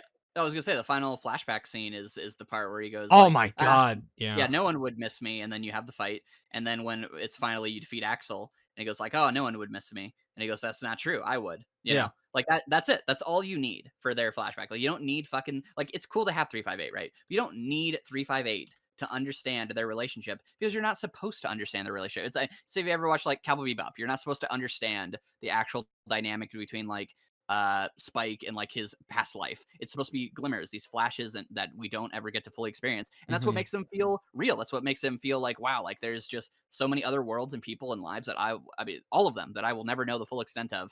And you're getting a glimpse into that as it is literally being taken, and as you're forming a bond with this character, who, by the way, isn't even really the character that you know because he's had a whole other life that even you don't get to know. So the Yeah. version of him that you know that's being taken away is already a version of him that's not really him, you know? So, Well, it's similar, I mean, like with, Spike and Faye in Cowboy Bebop as well, where it's like you're never really sure like what exact kind of label you can put on their relationship, because it's often like pretty volatile in certain episodes, but it's like you can still feel that connection between the two of them. There's like that unspoken connection between the two of them. And that's something that I feel like Roxas and Axel, even without any other context from any other games, is very beautifully established in not only the prologue, but also the bits where Axel is trying to kind of like get connections to Roxas through people like Kyrie and Sora, Sora, yeah. where it's like he's chasing that feeling of connection, even though he fully doesn't understand what it is, because all his existence in that particular nobody format, he has been told repeatedly, you do not have a heart, you do not feel, you can't feel anything. Your goal in our organization is to create a bastard version of Kingdom Hearts so you can then feel. But Yeah, he to literally understands. create a fake heart. Yeah, but he already understands in a complex way how to feel and what things like friendship and love is. And that's the thing that he's chasing when he's going after Kyrie, when he's going after Sora. And I think I'm talking about like the one of the best additions that the final mix version brings in is that cutscene, the final one between Axel and Roxas after you beat Roxas, and as they're like both fading away into nothingness, and there's that line where Axel like finally is like, are you sure you really like don't have a heart? Because like there's no like grand realization. It's not like in Dream Drop Distance where they go like, here's the big twist, you actually had a heart this whole time and we were just lying to you. It's this ambiguity that they managed to maintain in Kingdom Hearts 2, isolated on its own, that I really appreciate. And again, it gives the whole experience this like added adult layer to it, because it doesn't spell everything out to you. It's not like the concept of like actually having a heart and actually having feelings. It's not treated as this like solid plot twist or solid lore or anything like that. It's just a very like abstract concept at the very end of the experience, and it's kind of left up to, until they kind of fuck it up in Dream Drop Distance, it's left to your own interpretation whether or not like Sora and Axel actually do have hearts or actually are capable of Well, forming bonds and and, feeling. and ultimately, if it even matters, you know, Right. if they Because by still that feel the way point, when they they feel, fade away, yeah, if that were like the final game in the series, it's kind of like, well, that doesn't. At that point, they kind of they kind of realize it a little too late, because that's where the tragedy comes in. Where now the both of them, they're like, all right, well, guess it's time to go. Yep, and then they just fade away. And granted, if KH2 was the final game in the series, I still feel like that would be a satisfying, thematically coherent end to their characters. well, yeah, they're supposed to be tragic characters Mm-hmm. who contrast our heroes, you know. So, yeah, God damn it, Kingdom Hearts 3 fucking it all up. It's bringing all of the Roxas blame. back. I'll save 3 and say Dream Drop did it first. So whatever, we can. That's true. I mean, that whole like, oh my god, that whole bit where like they're explaining like, actually we lied to everybody in Organization 13. They actually do have hearts. It's like, cool, thanks. You just totally Thank you. like fucking butchered a lot of the thematic core of KH2. Thank you. Thank you for that, Nomura. Oh yeah, I mean that's I mean he's talked about before where he's like, yeah, I wasn't gonna bring nominate or not nominate. I mean probably, Shion. but yeah, I wasn't gonna bring Shion back, but I mean people want her back, and I wasn't gonna bring Roxas back, but Well, people good. want him back. So, I mean, why not? Yeah, why not? Why not? Yeah. I forgot the story I wrote before, so like, who cares? People already cried I about it, actually I actually hate Sora. I'm actually more on Xehanort's side. which is hysterical. By the way, someone brought up like a really funny like comparison because like we all know the thing where he said like, yeah, I really don't understand Sora now, and Yeah. he whatever. But there's like a really funny comparison someone brought up where it's like an interview from like I think around the time Birth by Sleep came out or something like that, where they were like, "Who's your favorite character?" And he's like, "I don't really know. I really love all the characters." But he goes, "You know what? Like I feel like Sora is my." He said, "I think Sora is my favorite character because he is like the one who has been with me through all these like trials and tribulations and like not only my life but making these games. Mm-hmm. And he just has like the spirit that I really want to follow. So you know what, Sora, like he's almost like my son." And then you get to Kingdom Hearts 3, he's like, "I fucking hate Sora. Like I wish that." Everything he said just pisses me off, and I side with Hitler. Like it's like, whoa, what is going on? Yeah, he probably looked at like how he wrote KH3 and he was like, yeah, this guy really is annoying. I am gonna go with Xehanort.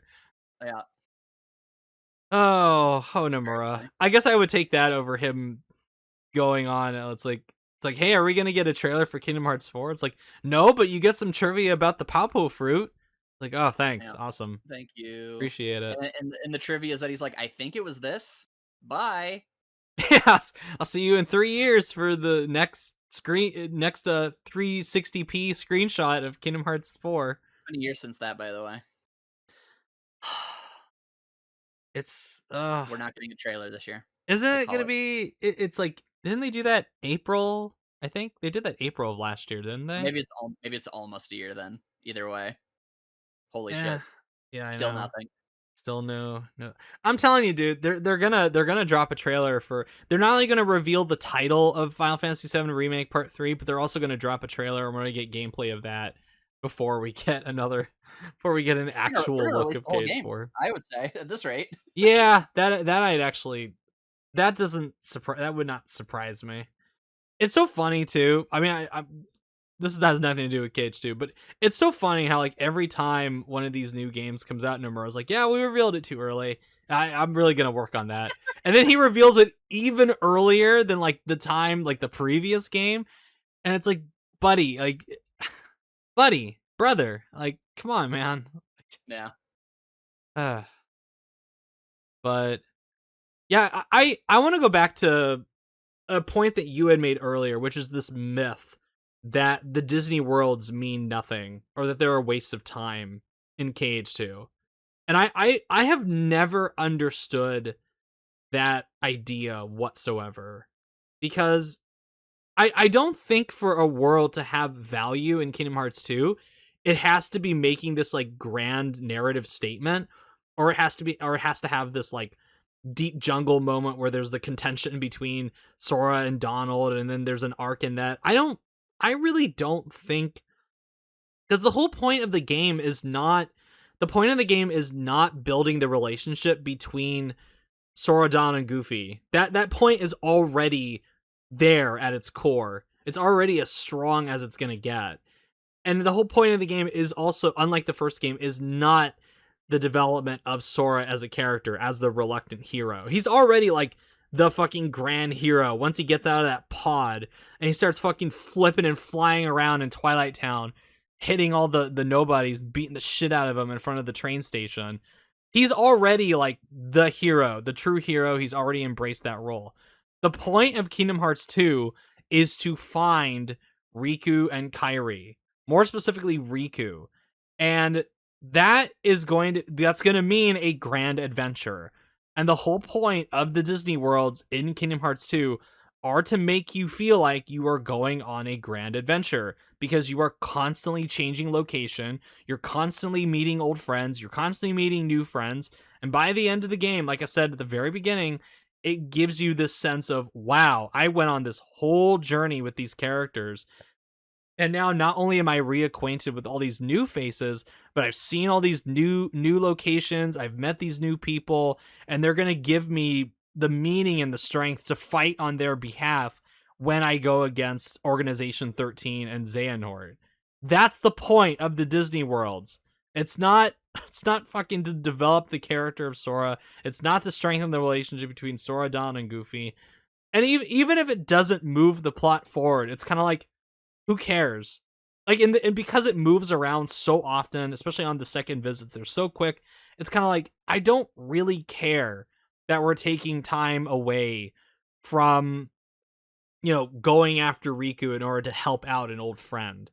It's like this whole concept just has bothered me for so long when people complain about how, quote, useless, unquote, the Disney worlds are in this game. Like, it's so irritating. I think it's just objectively wrong. Oh yeah, I mean, I made my whole video on my channel.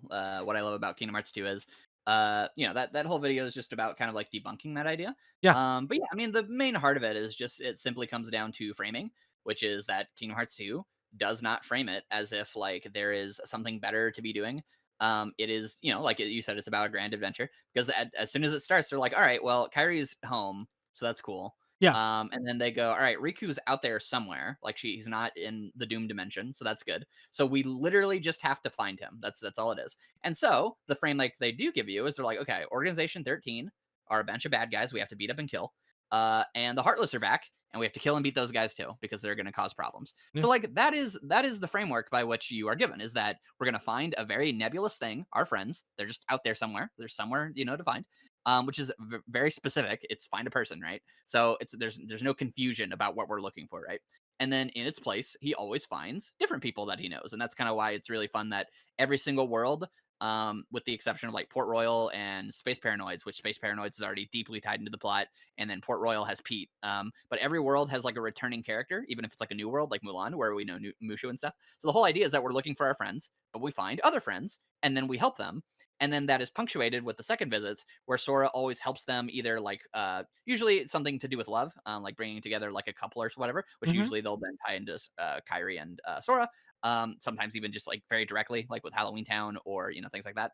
But you're helping our friends and making sure that they're okay, while Sora is basically self-sacrificing and doing all these things, waiting to find his friends, and ultimately he gets them at the end. And then the basically kind of like the very like cruel, clever feeling of the game is the twist at Hollow Bastion, where they go, okay, well, we looked around in the Disney worlds and we helped a lot of people and we saved a lot of lives and things and we set everything straight. And then the organization, who have kind of like just little bits and pieces of showed up every now and then, but they're not doing anything too crazy. They come out and they say, "Hey, the reason we weren't doing anything is because you've been doing exactly what we want all along, which is that you've been killing the Heartless." And Axel's the one who tells us this, so now we know or whatever. And so like the way the Disney worlds function is in the same way that if you're watching, I don't know, let's say Avatar: The Last Airbender, and you watch an episode where they don't make it to their destination, especially like season one, right? They're just going to a new location. And you have an episodic plot. The whole point of those episodes are that you are in a situation that's outside of the main story, and then you develop the characters, the characteristics, or explore or indulge in the characteristics of the characters that you can't really do if they're in a plot setting, because now they're dealing with plot. They're just kind of dealing with their own little adventure. So by the time you get to that midway point, you feel like you have just had more fun with Sora and Goofy. You've had more time to see their personalities and how far they've come. You get to see how Sora interacts with different people and how he like represents the themes of the story with like light and his connections or whatever, and how he inspires other people. And so when you do get to that midpoint, all of that time spent with the character, in the same way in real life, if you're just hanging out with your buddy and then something really serious happens, well, you have more of a connection to your buddy because you hung out with them or you did things with them or you went and visited him or whatever. So now when you get to that midpoint and they're like, oh yeah, fuck you, we took advantage of all the worlds and all the good you've been doing, and we're going to use that to create this giant big heart, and we're going to like take advantage of all these people in the second visits and stuff, then you go, oh shit, the worlds, like the world, saving the world, right? That's a common thing in video games or in stories in general, saving the world. Well, you actually care about the world. Hey, that's crazy. And you don't care about it through a way that sometimes you do in stories, which is that they're directly tied to you care about them in the way that you care about, like, oh, this townsperson who's like really cool, Hercules, he's just trying to live his life and he's kind of depressed right now. They're gonna take advantage of like the Heartless, or like Hades is trying to mess with him. I want to help my buddy. And then when he's happy at the end, you go, oh man, I'm glad my friend's happy. If only I could find my happiness, which is like Kyrie and Riku. So again, the ways in which the characters tie into the story are through the emotions of caring about Sora or caring about the bigger picture. It is not directly plot related developments, because the big thing people will always mention with KH1 is the Princesses of Heart, guys. The Princesses of Heart. Oh my gosh, they tie into the story. It's like, yes, they do literally tie into the story, in so much that you take Alice and you plug her into a machine. That's crazy, guys. I so care about that. No. So that's where like the kind of the difference in what people are kind of talking about, where again it's kind of this like non-thinking argument where it's like, oh, the worlds in Kingdom Hearts 2 are like boxes, right? It's like, yes, but they're good boxes and they add to the story. In the same way, in Kingdom Hearts 1, wow, the Disney characters tie into the story. You plug uh Jasmine into the plot machine. Isn't that crazy? That moves the story. I love that. Plot Do machine. you really Yeah. though? Or do you just like the idea? Or do you like in Kingdom Hearts 2, where you actually care about Jasmine and you care about Aladdin because Sora talks to them, engages with them, and has like personality with them, and has like funny little animations with them, and Mhm. like Sora and Goofy do like a goofy little bow to Jasmine, and she's like, "Oh, I hope you guys come back safe and sound." Do you like that more than just going, "Wow, Jasmine got put into a machine and that was plot relevant"?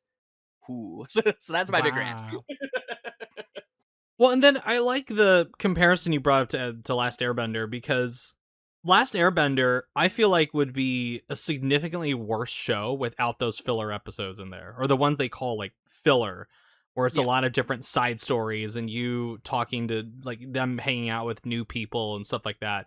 Even if none of those characters appeared during the finale when you're fighting the leader of the Fire Kingdom, or it's been so long since I've watched Fire Nation. the Fire Nation. Sorry, of course. So the leader of the Fire Nation.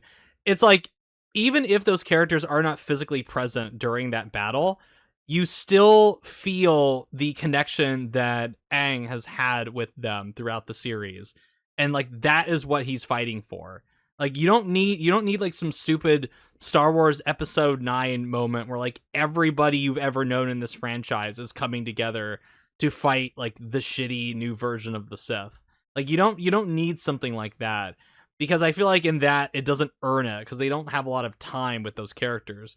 Whereas in KH2 there is a lot of time spent with characters like Hercules, like Tron, like Jack, both Skellington and Sparrow. Yeah. So when you are fighting Xehanort at the very end, even though they are not physically present alongside in the battle with you, those experiences of hanging out with those characters and being in their worlds and meeting like knowing their quirks and what makes them tick and everything, that is what you carry into the battle with you. That is what makes the conflict with Organization 13 and Xehanort way more personal and way more interesting than it would be if you just cut out all the Disney characters and just put in the only like plot relevant worlds where, I don't know, Riku makes an appearance, which in that case would only be like, what, a handful that he appears in. Yeah, You and got by the like, way, I really no, like those. I think those are good for no, they're variety. Like great. that is Yeah, yeah, like that stuff is good, but yeah. that's why it's like it needs to be mixed in. And by the way, to your point, because some people might say like, okay, that's cool that you like think that or whatever, but like I want to give you like a practical example of how that's just in the story. Like this isn't me like overthinking it, because I think people just take it for granted, and that's why people don't think about it. So there are three specific things that tie this together that make this like this is clearly intention. One, when you literally get to the finale, a giant fuck off door appears and Mickey Mouse looks at the camera and says, "Wow, all of the worlds gave us this door Right. so they could protect us." So that is just in the script. That's just in the story. Done, right? So the big fuck off door that appears so you can save the world is literally a gift from your friends for helping them to save the world. So that's pretty cool. Two, there's a scene where Zemnis is like, "Guys, fucking nobodies are cool, bro. Why are you so mad at us? Like, we're just depressed." And Riku says, "That's cool that you're depressed, but the reason we hate you is because you mess up our world." So there's another direct, thing. And Yeah. then this is the big one that I think people genuinely take for granted. And I understand why, because a lot of people take the Disney stuff for granted just in general, which is that at the end of the game, what do you watch? You watch a montage of all the Disney worlds reacting to what Sora, Mm-hmm. Donald, and Goofy did. So, for example, people probably take for granted that the Beast turns into a human at the end, because that's what happened in the movie, right? But that's not what happened in this universe. In this universe, the Beast and Belle are completely different characters. In this version of events, by the way, the Beast like left his castle while he's had like Belle as a prisoner, and they've grown close enough. Then he went to Hollow Bastion and saved her, but like their connection wasn't deep enough that it brought him back, and then he fell into this depression, and they got taken advantage by Zaldin, and then he worked together, and then he fought Zaldin, and then he has his little ballroom dance out into the courtyard, and then he finds love and he finds acceptance and stuff. And that is through teaming up with Sorodon and Goofy. So Mhm. when you see the beast turn into the human, that is not just like, wow, guys, that's like from the movie. We wrapped that up. That's pretty fucking cool. No, that is a reward for what you did in the game. It is saying, hey, all these little adventures you had, here's the outcome because of what Sora did. Winnie the Pooh is now hanging out in the 100 Acre Woods, dancing around. Whoa, hey, whoa, it's just like the 100 Acre. It's like, no, that's important because the whole point of the story is that Pooh is separated from his friends, and you're literally finding them and bringing them back to him. Mhm. Same with Aladdin and all these things. All of the flashbacks and all those little cutscenes at the end are built upon our relationships with those characters. Even there's even a really funny one, which is Tron, where he gets his little download from the thing and he does a little dance, and it's like, oh, Mhm. that's kind of cute. And then you remember, oh, wait a minute, Sora said, "Hey, when we get to the human world or whatever, let's like put in a program that makes Tron dance." And so he dances, and that's a connection to Sora, Donald, and Goofy. So that's just what I mean. Where it's like, no, the Disney worlds and how they're used, they were not thrown in haphazardly. This is not me like really reading into it and being like, well, because I do see this a lot with stories where people will read into something, and it's like that's fine to read into things, but what I always point to is I want to physically feel it, like, or I want to practically feel it when I'm playing the game. I want to see a way in which I can pull on that outside of just like thinking outside of like, you know how sometimes you'll watch a movie and you'll think about it after the fact, and you might think of like, oh, like here's like this idea they may not have thought of. I want to feel that when playing the game, and I do feel that feeling. I do feel that feeling of the Disney characters connecting with Sora because I am literally seeing on screen the effects they are having on their worlds and those characters and their friends. So to me, that's the value of the Disney characters is how much soul and heart they give to saving the Exactly. world. You know, so there you Yep. Take that, bitches hating on KH2's Disney Worlds. go. Take no shit. Again, I have a whole video going into it, but yeah, that's kind of the Oh, gist. fucking great video going into it. Thank you. So, let's talk about the master who makes Kingdom Hearts more than 50%, gives it more than 50% its worth. And of course, I am talking about the legendary Yoko Shimomura, which without her, I've said this many times, but I think it holds the most weight for Kingdom Hearts 2. Without her and her contributions to this game's ambiance and the battles and the story through her music, this game would not be even half of what it is right now. Because there is so much mileage and so much of this game's impact comes from the music in this game. And I feel like music in general these days is unfortunately very, very underappreciated. Even after all these years of the medium, music I still feel like is not at all appreciated by a lot of people. A lot of people tend to see, like, you know, like I said before, they tend to see graphics, they tend to see the highest fidelity, they tend to see like, look at this guy gave this really remarkable performance where he cried for several hours, it's Yeah. amazing. But Or they music, just man, generally go like, "Wow, it sounded nice." it That's sounded it. You know. nice, it's background music in a lot of cases. That is not at all, this is one of those, as cliche as this is, it really applies to Kingdom Hearts. The music is a major character in this franchise, and it's not only a major character, it is also like very varied. There's so many unique and catchy tunes and motifs, there are so many great character themes, there's so many great the amazing thing about the world themes in KH2 is that a lot of them don't even possess the same like melodies from the movies, like, Yeah, they're like all original ideas, and yeah. yet they feel so intrinsic to those worlds. Like you hear like Deep Jungle. I mean, that's KH1, Mm-hmm. but you hear like the Deep Jungle, for example, and it's like, oh, that's a Tarzan song. It's like that song is It's it's not even new. riffing off anything from the movie, but it Yeah. feels so Tarzan, right? And then same with like especially like Beast Castle, Yes, the like waltz. character Yeah, theme, yeah, yeah. or the like Land of Dragons. Like that one just it just feels like, oh yeah, that just must have played in the movie at some point, right? And then of course when it's necessary, they go, fuck it, just do Pirates of the Caribbean, and it fits, and And it's it's great. awesome. But Yeah. but then you have the world theme, and that feels like, oh, that must have played like, or like Elizabeth was like on the ship at some point. You know, it's like no, it's just made up music that Yoko Shimomura magically figured out in her head because she's a genius. Yeah. And then that's why it's always so disappointing in something like later games where certain worlds tend to use more of the melody from the movies, like when Toy Story does it. Like, as much as I love that Toy Story world, I do kind of get tired of hearing "You've Got a Friend in Me" over and over and over and over and over again in that world. And it's like, it feels like a missed opportunity where she could have taken the soul of Toy Story and make it into its own like separate thing. And then you have Frozen, the worst world in the franchise, again, where they're taking it's not enough to where they have to play Let It Go in its entirety in that game, but then they have to take the melody of Let It Go and have that be the world theme, which is like, okay, all right, we could have gotten something else, because I feel like the original music in the Frozen world that's like the only thing that world has going for it, because it's really good. But then it's like it gets lazy with the field theme, where they have to go, well, Let It Go is popular, so let's do that. And it must have been really tempting for them, especially in KH1. It must have been really tempting for them to just go, fuck it. The theme of Peter Pan is very popular. You will just play You Can Fly over and over and over and over again until you get sick of it. But they don't. Yoko Shimomura takes more like the musicality of that Peter Pan movie and makes the Neverland theme out of it. And it's beautiful and it's catchy. And then they could have very easily looked at Monstro and said, well, let's just play When You Wish Upon a Star, or when you play, or have like the Jiminy Cricket theme or whatever, have that play while you're exploring Monstro. But no, it's its own original music that does sound like something that does have the playfulness of Pinocchio in there.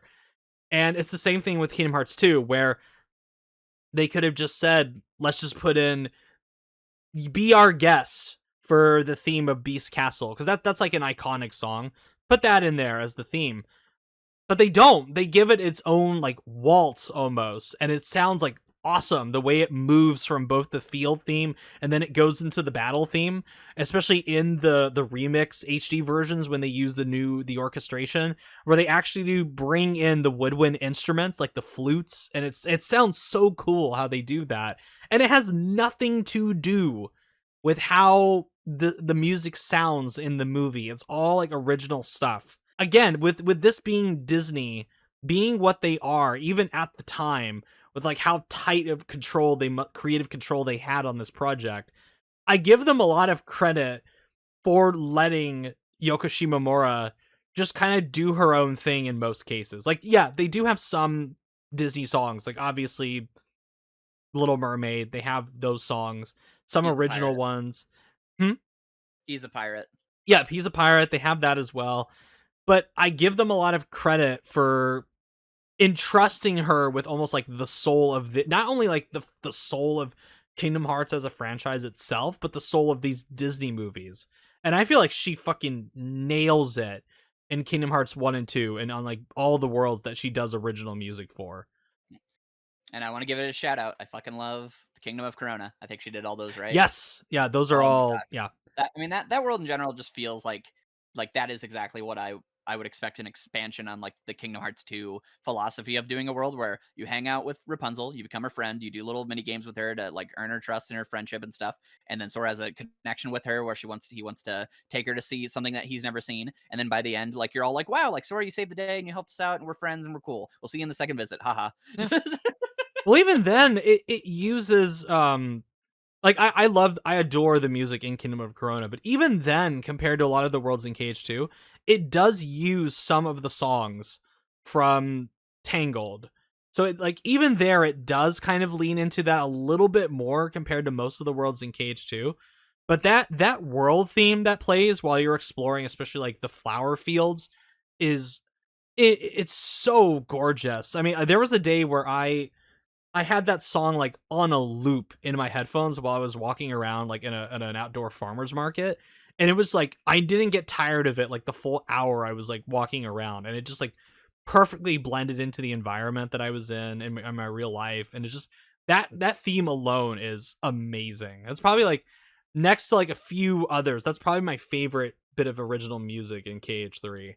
Just that world theme is amazing. But not only the Disney worlds, but it must be extraordinarily difficult. Like, I'm not a composer, I don't know the first thing about music theory or anything like that, but it must be extraordinarily difficult to try to establish a musical identity for a new franchise.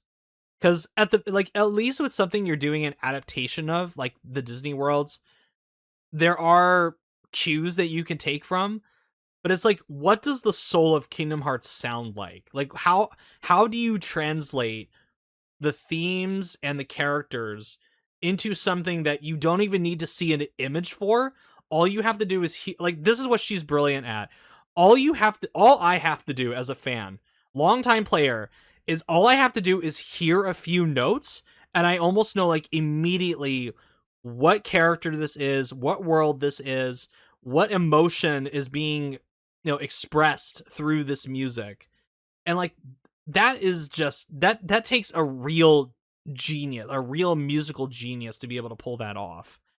And I just, like, I don't know, like, I feel like Dearly Beloved, like, just not even like including like any other version in the series, just that original version that plays in KH1 is like so perfect at encapsulating the themes of like longing and adventure, like the call to adventure, and a sense of like embracing the unknown, and almost like fearing it, being like a little apprehensive about it, but also going in there. It's like an amazing theme to begin the game. Really great tone setter.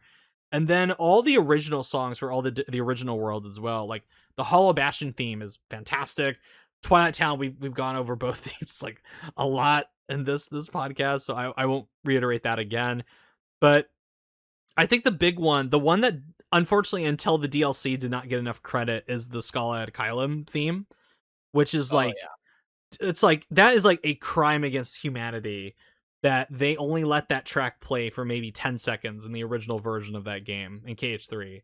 It took a fucking DLC to fix that like egregious oversight of them giving like the banger that is Edge of Existence, and then completely fucking it up by throwing it, like shoving that out of the way, and doing this terrible Ishimoto slop where it's just like this generic like da da da da da da da da da. It's like, yeah. what, like, what, why did you do that? Why? Why? Or the end of the world, the end of the fight, not the end of the world, the end of the world theme is great too, but the final world from KH3, it's like so heart achingly beautiful. Like that is the kind of music that I would associate with going to a new plane of existence, especially for an area that looks like that, where it's just sea and sky. And you hear like what she's able to do, even again all these years later, where it's like a lot of people probably by this point musically in a franchise, after like 20 years, almost 20 years in KH3's case, would probably be burned out and just start phoning it in. But oh, I mean, she Or maybe they just, would fall into, like, it's like, "Okay, I know how to write Kingdom Hearts." Like, you do, yeah. like they have, like, a vibe they've kinda settled into, even if not intentionally. Yeah, and she doesn't really have that. I feel like she's constantly pushing herself to create just these like new, memorable, memorable in different ways bits of music as this series has gone on. I mean, you all you have to do is just listen to Nachtflugel from the Yazora boss Oh, yeah. fight, and it's like, holy shit! Like, what even is this? This is crazy for a Kingdom Hearts game. It sounds like so different, and yet it has like very familiar like Yoko Shimomura isms in there. But I just think I also I'll give credit to Nomura, because Yoko Shimomura likes to give credit to Nomura as well with this, where apparently he's a very good creative partner when it comes to the music, because according to her, he is always pushing her to like revise her drafts and like really honing in on specific things that she needs to hit with the music that he has in mind.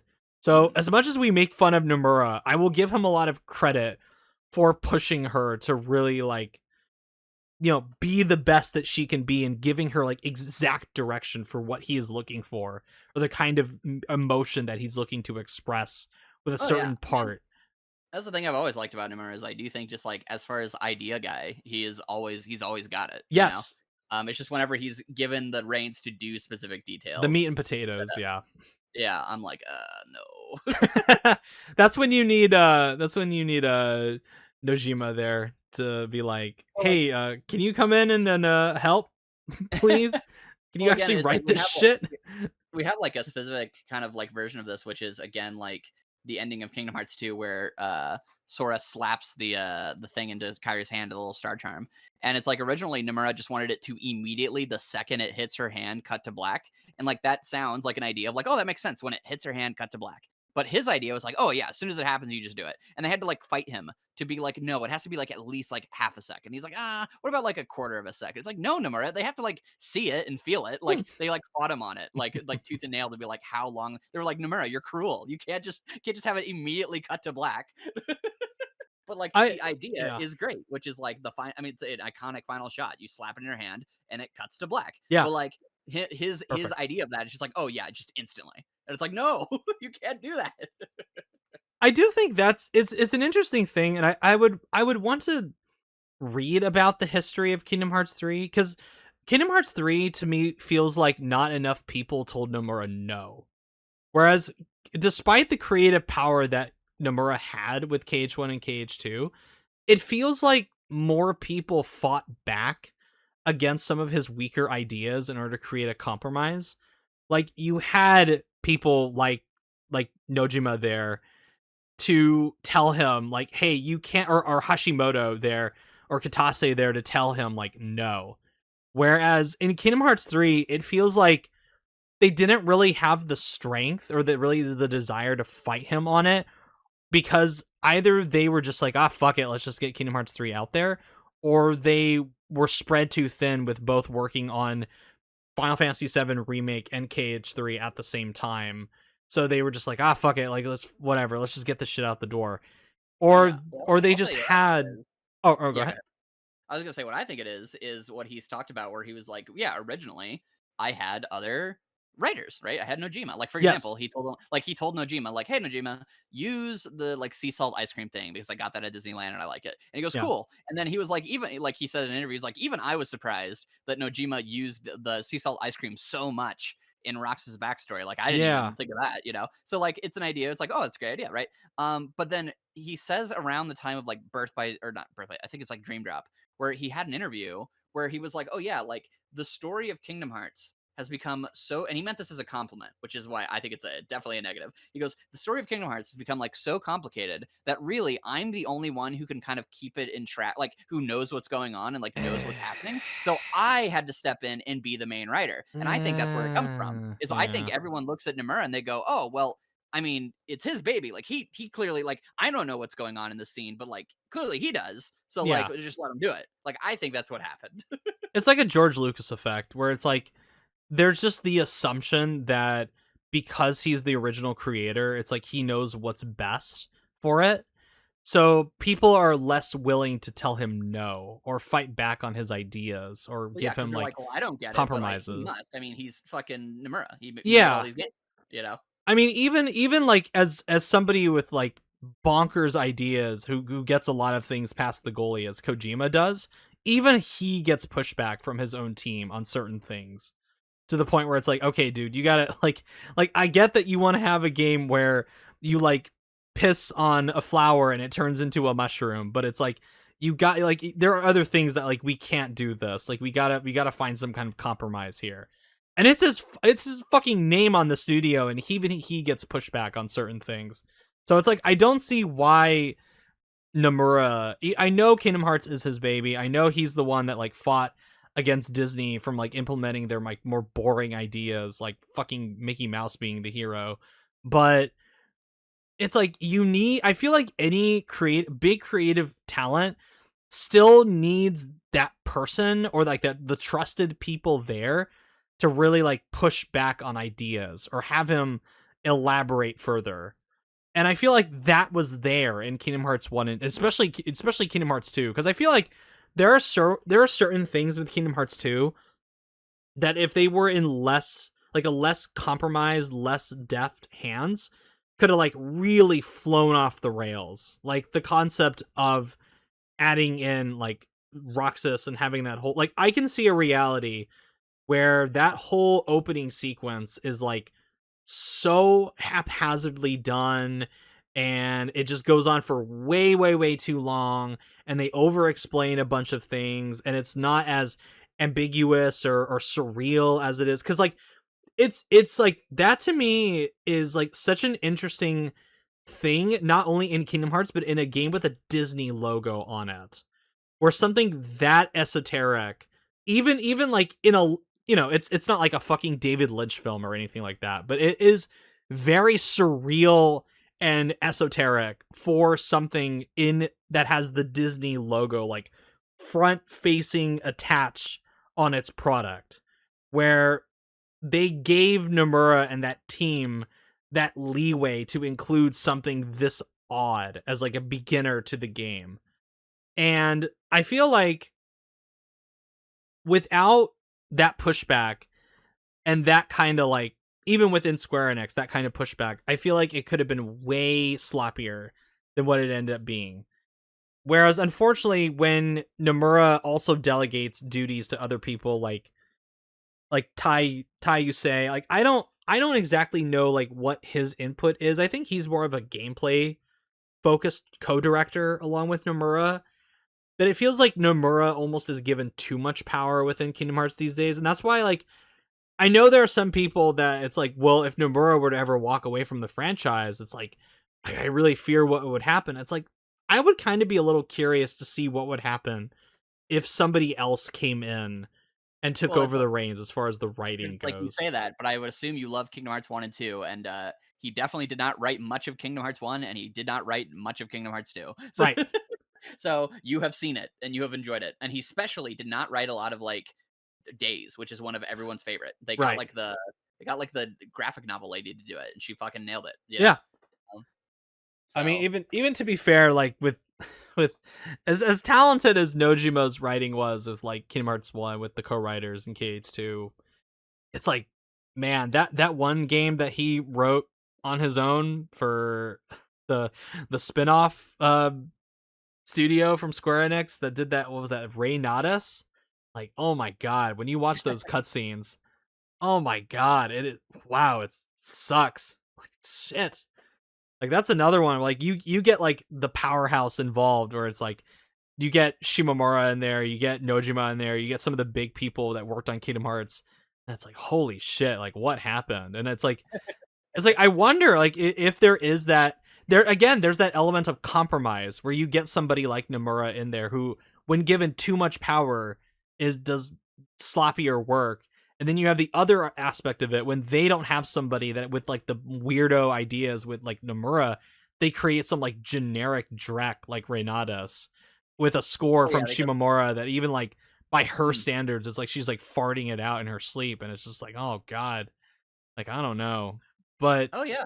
No, it's always fascinating how much I mean, it is a collaborative medium, and that yes, is great very true. art comes from conflict. This is like something that I like a lot of great art comes from conflict, where like you look at like one of the most famous movies of all time, The Godfather. That movie would be a lot worse if you did not have this big fight between the studio and Coppola the entire time. Because that's how you get the fucking Godfather. You get compromise through conflict. And it's the same thing with like it's unfortunately a lot of problems that a lot of studios are now facing. Like where they're just given like so much reign to just create this like insulated bubble of like everything we do is great, everything we touch is like great and unflappable, and it's like we're so great, like no one is willing to like call us out on our shit, and then you release a Concord and it fucking sucks and it fucking bombs. Whereas you have other games that came out because of like years long conflicts and like fighting within the studio, like a lot of the older games that have come out in the past that are great because there were those conflicts that created compromises, where there is that great balance between the more wild, crazy ideas, but then the more like practical implementation of them, and the meat and potatoes flow, and the in moment writing and everything. Whereas like, and again, I feel like Kingdom Hearts 1 and 2 is a shining example of what happens when you get like a really good best of both worlds scenario between the wacky Nomura shit and then the more grounded ideas of like the core team within Tokyo Studio. And again, I think it was because with the future Kingdom Hearts games, they have a brand new team because a lot of those S tier people from Kingdom Hearts either are off like doing their own thing away from Square Enix, or they're working on Remake and Rebirth. And like I've said, you can definitely see the Kingdom Hearts 1 and 2 influence in Remake 1 and 2, where there are those moments where it's like, wow, these guys are like firing on all cylinders with the combination of like the storytelling and the combat and the writing and everything. Like that moment, like I don't know if you played Rebirth. I don't want to spoil too much about it, but I know everything in it, so okay, you're okay. good. So like there's a moment in Rebirth where there's this like beautiful scene between Cloud and Tifa, and it's like the moment that like every shipper like fucking like loses their mind over. It's like the Ferris wheel scene at the gold saucer. And it's the moment where like Tifa is expressing her like love for Cloud to his face. But it's a very like subtle and soft moment. It's not this like grand declarative thing or like this off thing like the how Kyrie and Sora link up and KH3, where it's kind of like like it's like it's missing certain things, or it's like feels very sped up. It doesn't feel quite right. But in like Rebirth, it's like, man, like this is what it should have been. And I think I even messaged you when I was playing Rebirth. Like I'm pretty sure I did. I messaged you and I was like, the relationship between Cloud and Tifa and how they end up hooking up in this game, this is what it should have been in KH3. Like this feels like the natural progression of like two people more like deeply falling in love throughout the series. This is what it should have been. And it's like, man, like why aren't these guys working on Kingdom Hearts 4? Like this would have been so. This is why like I'm both like looking forward to Kingdom Hearts 4 and I'm kind of like apprehensive about it, because it's like it's still the Kingdom Hearts 3 team that are doing this. And it's like now you have one of the writers from Final Fantasy 15, one of the most fucking badly paced, confusing, shittily written games of all time, and now you're bringing him into the mix in this, and it's like, Yeah, so the guy who's gonna help Nimmer out? yeah, it's I forget his name, but he worked on the original. I'll give him maybe a little bit of credit. Maybe some of a lot of his ideas were thrown out when not KH, when Final Fantasy 15 went through its creative reshuffle. But like he's the guy that originally worked with Nomura on the original version of what ended up being Final Fantasy 15. Back when it was called Final Fantasy Well, versus first he's bringing him 13. back because he's putting Final Fantasy 15 into Right, Cage. sure. Yeah. He's doing like that's the thing that I'm the most excited about with 4 is that it's not the stuff having to do with like Star Wars possibly being in or which Disney worlds. It's like I've always wanted to see Nomura's like ideas from Versus 13 come to life because I was looking forward to that version of the game. And now he's just like, well, fuck you. I'm going to take what I was going to do and just put that into Kingdom Hearts. And it's like, okay. Disney will let him. Fuck you. Yeah, like Mad Nomura-san, I'll fucking take it. That's fine. I'll take it. He has a passion for whatever he's making, so Yeah. I'm excited. It's like I wonder if there's going to be a greater like spark of interest and passion in KH4 that wasn't there in KH3, because it feels like it feels like this is the game that Nomura wants. Like in theory, I'm saying in theory because things could have changed. Because again, he's talking to fucking Shimomura about like, oh, there was a big thing that happened within Square Enix and within Kingdom Hearts that I'm now gonna have to redo KH4. It's like, oh my god, say that out loud. Stop. Yeah. Stop. So ridiculous. Yeah. He's also never gonna actually tell us what that meant anyways. No. Like, why would you say that out loud to people? I mean, dude, like the fucking talking Heartless from Key is on the cover art of 3, and that thing never makes an appearance in the game. So it's like, okay. So you're just bullshitting me at this point with like talking all this stuff. Or I don't know, dude, maybe he's lying about like, oh, I really will consider more Final Fantasy in KH4, and then we get even less of it compared to 3. We don't even get a Cactor or a Moogle. We're gonna get like, instead of a Moogle getting the synthesis items, we're gonna be hacking into a laptop. And it's just going to be like a boring generic screen with no Moogles and no Final Fantasy. And then if someone asks him about it, he'll be like, well, I did say that, but then I also thought that might confuse people. So I just decided, Yeah. like, rather than have people like have to look at their phones to look up who this is and like get invested and buy things Yeah, from Square Enix, I thought, fuck Square Enix, I'm not doing that. yeah. I will say one of the benefits of as like some of the stuff in remake and rebirth that I find like that does fly off the rails in certain, like he's like Nomuraing all over the screen with certain things like time travel and fucking alternate realities colliding and like fucking crazy shit in the remake trilogy. But I will say that a benefit of it does reintroduce these Final Fantasy elements to a more like younger generation that don't want to bother playing the old games. And there are unfortunately those people that are like, ew, it doesn't play like how Rebirth does. It's like, all right, whatever. But it gives me Well, more hope that Nomura is, because like all you have to do is just take those assets from Final Fantasy VII Rebirth and just put them in there in KH4. Like that's just, I oh doubt yeah, it's that simple, it's a but it's like, come no-brainer of on. like, yeah, it's a no-brainer of like, if you're really genuinely, it would be the dumbest thing in the world, but if you're genuinely scared, like, well, what if someone doesn't know who Leon is? What if they die? You know, then okay, but people definitely know who the Final Fantasy VII crew are now because they have multi-billion jillion dollar games that you just made. So Yeah, you have zero excuse not to right. put the entire Final Fantasy VII cast in Yeah, at the very least. Like, like, basically, there is no reason I should not get my Sephiroth fight. People know who Sephiroth is. They already knew who he was before, but now they definitely know who he is again. So yes. put him in the fucking game. Well, I had I like, dude, you know it's bad when I start dreaming about KH4, but like, it's, I had a dream that like Sora was in this like clock tower world with Kate Sith, and I was like, and I woke, and like in the dream I was like, wow, I'm actually playing Kingdom Hearts 4. This is great, and they have Final Fantasy, and then I woke up and I was like, damn, Kate Sith really needs to be in KH4 because I don't think he's ever been in another Kingdom Hearts game as far as I can recall. I don't think he has. I know, like, obviously, like Aerith, Tifa, Cloud, Yuffie, they've all been, or they've been in Kingdom Hearts games previously, but I don't think like, I'm pretty sure Barrett hasn't. Um,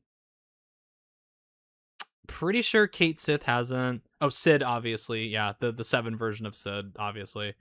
Oh yeah, But I just, it's like, dude, and enough time has passed, and I've said this again, where it's like, dude, you put fucking Noctis from Final Fantasy 15 in Tekken before you put him in Kingdom Hearts. Like the one game where it would have made sense to put stupid ass Noctis in the game, and they're like, Nomura's like, nah, he can go in Tekken though. It's like, what the fuck are we doing? Like, what the fuck? Like, yeah, really? So anyway, that's, I feel like every time we talk, we always talk about like, where's the Final Fantasy in yeah. fucking It's in, important. yeah, Especially since again, I am not a Final Fantasy guy. I do not play these games. It is right, just that they are engaging characters on their own in the games. And two, most importantly, they look cool. That is the whole point of Final Fantasy characters, that they right, look right, cool. right, You know what's fun about Kingdom Hearts? Cool shit happens and cute shit happens. So you have the Disney characters. Whoa, it's Olaf. I like Olaf. He's in the game. That's great. He's annoying in the game, but it's cool that he's there. You know what's cool? Final Fantasy. Put it in the fucking game. It's not complicated. well, So, oh well. apparently Kate Sith is a blueprint in Cage 2. I did not know that. Yeah, he's like Oh my yeah, some god, I know in like 1 and 2 there's like because I don't gummy really ships. fuck with I the can't gummy remember ship what. stuff all that much compared Yeah, to, which I mean, regardless isn't the same. I want them as characters, you know. So right. It's like, oh, you get Leon for like 2 seconds in KH3's Remind DLC. Isn't that great? It's like, uh, sure. Like, I guess like if you're starving, like a little morsel of a cracker is still better than nothing. But it's like, yeah, damn, it's dude. Like, and by really? the way, my favorite Final Fantasy character, the fairy godmother, still did more. So Uh, yeah. So KH2, that was perfect, almost near perfect game. I guess that's like one of the, as we're heading towards like the end of this. One of the things that we do not like about Kingdom Hearts 2. There are a few things, but this is I have to talk about that stupid cutscene that plays before you get That to is the my Demix favorite fight. part of Kingdom Hearts 2. Yeah, it's so, if they would just cut down on the fucking walking that Xemnas does, maybe I would appreciate it a little bit more, but my god, does that go on for an eternity. Like, it feels like you remember that moment when Roxas swings at the hologram of Diz, and there's that moment where it kind of is like him breathing as he's like exhausted himself, and Yeah, he's it like, does it a little long. Yeah. yeah, it does that a little too long for my taste, but especially on replays, that is like nothing compared to how long they show Xemnas needlessly walking each step down a long staircase to look at that fucking stupid armor that's on the floor for something that has literally nothing to do with the events of Kingdom Hearts 2. And it's just there just to be a teaser for Birth by Sleep. That's Well, all it is. and then it's followed by a cutscene of Zigbar talking to like Vexen in their hoods or Yes. whatever, and it's just like sequel bait content. It has Yes. nothing to do with anything. And again, the only reason this is a problem is because sometimes in Kingdom Hearts there'll be things where, like, for example, I think if you leave like Twilight Town and you go through the cutscene where it's like Axel talking to Riku and Amine on top of the hill, and it's like, oh, you're gonna let us go? Like, I think if you skip that one, it then immediately will load the cutscene where they come to Mysterious Tower. So if you Mm-hmm. don't like that cutscene, you can just skip it and go to the next. But this isn't like that. If you skip that cutscene, you don't just immediately go to the Demix cutscene like you should, which is what you're here to see. No, it just goes to the fight. So, like, Yeah. I will never in my mortal life ever see that fucking really funny cutscene where they like bully Demix and he's like, ooh, ooh, and then, like, they do all that stuff and he's like, silence traitor, and he becomes a That's fucking pure badass. I will never yep. see that cutscene ever again in my mortal life because I refuse to watch Xemnas walk downstairs and then Zigbar and Vexen go, but Birth by Sleep might be happening for like Yeah. 10 minutes. It's abysmal. Oh, No. it's the worst addition for the final mix. And like, it was so, like, I love a lot of the additions that they make with the final mix version. Like, obviously the cutscene where Axel and Roxas say goodbye, I feel like is essential. I feel like I don't even mind the interstitial cutscenes where you go back to Organization 13's stronghold and they're all sitting around in the throne room and they're like No, I like talking about those. what just Those are happened. good. It's fine. Yeah. I don't have a problem with those, but like that cutscene where it's the slow walking and dialogue that you're already going to hear after the fucking fight with Demix and the Thousand Heartless battle, or no, it plays before. It plays before. You're already going to hear that interaction between Xehanort as apprentice Xehanort and Ansem. You're already going to hear it later. So what is the point of having Xemnas slowly, methodically walk down each step towards the stupid Birth by Sleep armor that's on the fucking floor and have him just look at it and go, "It's been too long, old friend." And it's like, that has nothing to do with Kingdom Hearts 2. Not one iota of that cutscene has anything to do with Kingdom Hearts 2. It does not enhance the experience of Kingdom Hearts 2's story. It does not help the pacing along. It does not clarify certain things that might have been missing or might have been cool to see. It is 10 minutes of complete dead air. Just a total waste of time that slows the pacing, the momentum down to a crawl for no reason other than to tease Birth by Sleep. Awful, awful cutscene. But I never skip it. So You're I never stronger than skip me. it because I have to hear Demix like flip on his like wimpy bullshit to silence traitor. Like that is a great intro to that fight. And it's a fight I'm not really that big of a fan of anyway. But that line is so cool from Demix. It's like his one redeeming moment in the game. And I don't know, I can't bring myself to skip it. I just can't. Yeah. Which means you are forever doomed to suffer, which is why it's Yeah, a fucking terrible cutscene.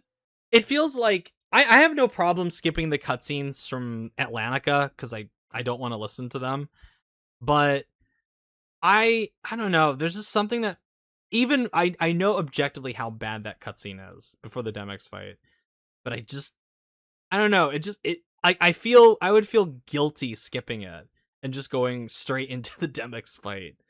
I don't know. Maybe there's something wrong with me. I don't know that I'm willing to put up with this irredeemable bullshit with that cutscene. Oh well. Yeah. Yeah, I mean, so there's that. I mean, that's my genuinely my biggest problem with the game. Just because everything else in the game, like I know some people might be like, "Oh, do you like hitting presents back at Oogie Boogie?" Yes, Yeah, it's fine.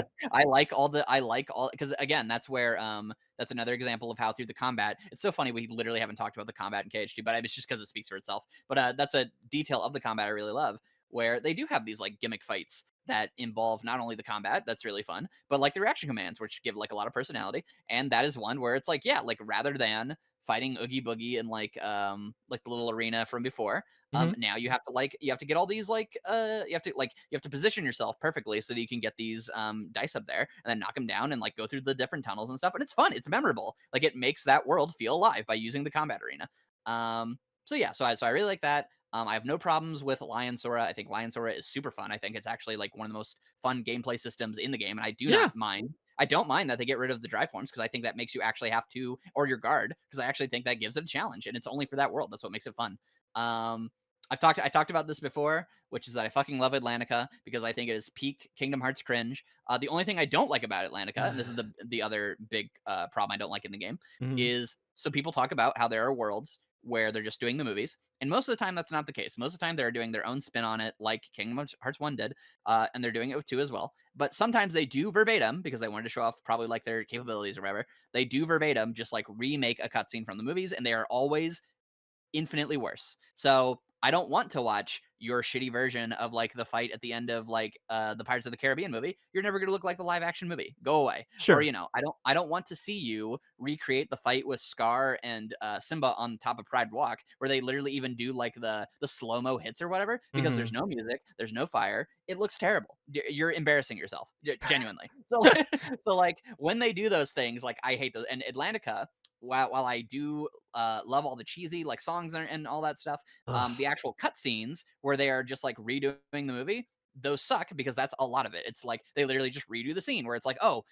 she Ursula grabs Ariel, takes her down. Triton shows up and goes, "Oh, I'm gonna take you out. I've got a contract. Okay, but I'll give it up. No, Daddy, no." It turns into the tiny thing, and then Sora shows up and he's like, "Hello, I am also in the story." And it's really annoying. So like the scenes where they just recreate the movies, which they don't happen as often as again as people would say, but when they do, they are quite annoying. Because for example, I really love this is where I'm crazy. I think where they have the scene where it's in Mulan and they just completely redo the killing all the Huns with the avalanche scene. And it doesn't have as much impact as before. Obviously, it doesn't look the best. The music is different or whatever. Right. And then they really elongate the scene where it's like, oh, and then he finds out she's a girl, and it's like, oh, is he gonna kill her? No, and then we don't have the scene where she's in the tent or anything like that. It's not dramatic. So just go, oh, my debt's been repaid. I walk off. And that whole scene is like really lame and boring. But the reason I really like that scene is because at the end, where they're like, well, I guess we gotta fucking go home and bring shame to our family or whatever. And so I was like, don't worry, Mulan, like we'll come with you. Like we're in this together. And he like lifts up Donald and Goofy, and it's a really cute Mhm. animation. And she's like, oh, thank you guys. And like you feel their friendship. But that 10 seconds that I really love is bogged down by the fact that I have to like always like, all right, I'm just gonna pull out my fucking phone and like look at Twitter for the next 3 minutes. That's annoying. That's stupid. So I will. So those two things, like it's really just cutscene related.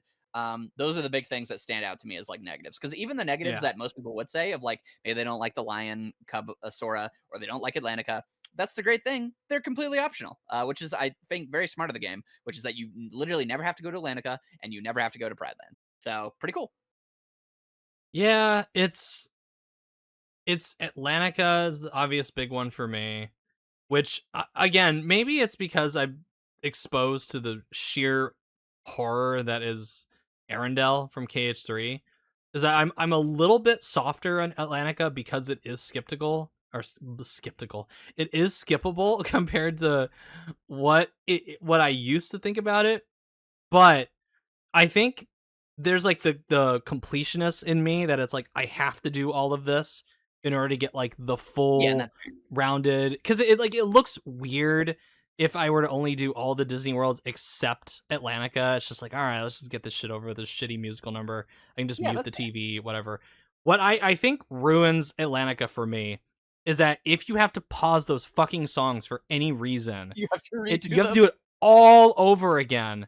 And it's like, dude, what if I have to get up and do something in the middle of Ursula's shitty ass original song? It's like, what if I have to do something? And then the game's like, no, fuck you. You gotta restart it because you have to hear the whole shitty like, we are so proud of Ursula's song and all these songs that these original songs that we have written that you have to play through them. Even if you mute the audio, you must appreciate the unbroken sequence of timing buttons to Sebastian's stupid fucking face or jamming the stupid triangle button over and over and over again. Like, that is such a key gameplay sequence. It's like it's like you cannot skip this. You have to experience in one unbroken sitting. And it's like, are you fucking kidding me? Like, this dude. Yoko Shimomura sat down and wrote this. You will enjoy it. Yeah. You have to listen to Ursula going on and on about her like poopsies and fucking like, I have one. You have to do it all in one unbroken sequence because we enjoyed making this so much. We're gonna force you to experience the joy in that we felt designing it, and it's like, fuck And I do. I keep that. Kingdom Hearts Oh my god. 2. Uh, Is there yeah, Atlantica speaks for itself. ugh. Is there anything else that you just Um, like? I just wish some of the second visits were longer. But that's more like that's more of a compliment than Yeah, that's a good anything. compliment, I'd say. Yeah. It's like, shit, I wish some of these were longer. Like, I wish the one to Land of Dragons was a tad longer. I wish the one to Tron was a little bit longer. Um Hmm. yeah. Oh, I have one. I have a negative. So this is a detail that actually does exist in. It's like one of the Ultimanias, but it's not a detail that exists in the game, so I don't fucking count it. I don't give brownie points for things that don't exist. So one of the cool things, and it genuinely would have made the story even better. So that's why it really sucks. Is that Mhm. one of the things about the game is that obviously the organization are like using the worlds to get hearts. And for the most part, they're doing that passively, right? Where they're Mhm. just like, okay, we'll just let like Pete and Maleficent do their thing, and then we'll just profit off it and be like, "Fuck you, Sora, bye." Mhm. But then they do major things like they attack Hollow Bastion, and then the second visits, and blah blah blah blah blah. So that's it. They do get involved. But man, the one detail that they just left out of the game, I guess, which is, hey, how does Maleficent come back? Like, where'd her bird come from? You know, what is that? If Yeah. you go into the Ultimania, like the Ultimania where it has kind of a lot of behind the scenes things, it is confirmed that one of the organization members, I think it's Syx actually, which makes it even more powerful at Hollow Bastion when he's like facing off against her. He went to her castle and he released the bird and he set that little tiny gesture in motion so that Maleficent could come back and start causing problems so that Sora would have to fight them. Mm. That is amazing. That Yeah. is so like perfectly fits their characters of like holding things behind the scenes and like just doing little tiny things to push the world into chaos, and it's not in the game, so it doesn't fucking count. But it's such a cool idea, and I just hate that it's not actually like mentioned in the story because that would have added so much even more to like, dude, like Maleficent, like you think you're like a loser in this game, which I think is fun, but like you think like you're like nothing compared to the organization now, Yeah. like your entire existence only happened because of us. That would have been so cool, but it's not in the game, so Yeah. Yeah. very good. Yeah. Yeah. Yeah, Yeah. my big thing that I always go to is the Disney worlds. As someone who, for those who don't know, I never really like grew up with too many Disney films. Like I'd watch them obviously as any kid Mhm. would, but I was never like attached to them or anything. And I just didn't really know a lot of the ones that were in KH2 or especially all that stuff or Kingdom Hearts 1 as well. The only one I ever was obsessed with was obviously Lilo and Stitch. And Stitch is barely in the game, and he's still really fun when he is. It's like very goofy and stuff. And he's a fun summon and stuff, and I loved all that as. But the characters and the Final Fantasy characters, I fell in love with them as characters just by how they were presented in the games because I think that is often a way for not even just people who are fans of other games in the series, but just people in general to dismiss Kingdom Hearts and just the Disney stuff in general as filler, which is like, well, you only like those characters because you like the movies, right? That's the only reason you care, right? But I think the biggest testament that is Tron. Like nobody's watched Tron, especially no kid who played the game at the time, and yet he is one of the most endearing characters in Kingdom Hearts 2, and just Kingdom Hearts in general. And that's because he is given an arc and a storyline that is wholly to him, even if it ties into his movie counterpart in some ways, or like the Beast or whatever, or like Simba. Like you're just endeared to these characters because of the way they interact in gameplay and also in cutscenes. And by the end of it, like you have a bond with those characters that it goes beyond just watching the movies. And actually, 2 years ago, I did watch a few of those movies, like Hercules and Mulan, and all those kind of less feeling like the first time because I watched them more as a kid, so I don't remember too much of them. And they didn't like negatively impact my experience of KH2. If anything, they gave me more appreciation. Where I was like, oh, that's really cool how they took this detail and went in this direction with this character, or how they replaced this plot line and kind of put Sora there and kind of like give that a different meaning. So I don't know. Like I really do think like that's the joy of Kingdom Hearts 2 is that the Kingdom Hearts characters feel or the Disney characters feel as much like Kingdom Hearts characters as the Final Fantasy characters do, and as the Kingdom Hearts characters obviously do. Yeah. And it's just a really joyful, fun, soulful game. I love it. So It's the least cynical hagiography crossover I've ever seen. yeah, I would say so. Because I feel like this game, but this franchise in general, and particularly this game, I feel like it very easily could have fallen into just like corpo cynicism territory. But unlike a lot of crossover stuff these days, I feel like in a strange way it's been given like its own identity that goes beyond the I think it even goes beyond the core concept of Disney meets Final Fantasy. Cuz like I would never want them to do this, but I feel like there is still enough appeal in this particular game as well to where you could just leave all of the original elements that they created for Kingdom Hearts and it would still be like one hell of a good game. Wouldn't be as good because you take out a lot of the personality that comes from the Disney and Final Fantasy stuff, especially when the two are combined. But it speaks to how like a testament to the creativity of Nomura and his team that they were able to create like a really solid unique foundation out of something that could have been such like a cynical corporate cash grab.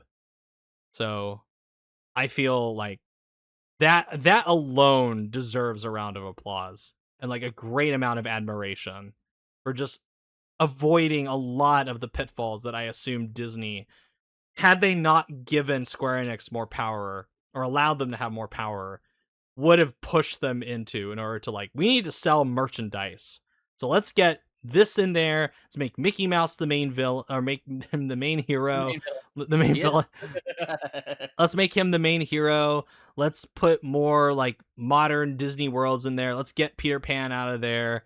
Let's put in something else like fucking Home on the Range or some shit. I don't think that even came out in 2002, but it's like let's put more like modern stuff in there, and it's like nah, let's not. Let's do weird shit. Let's put Final Fantasy in there. It's like, oh, okay, yeah, sure, whatever, okay.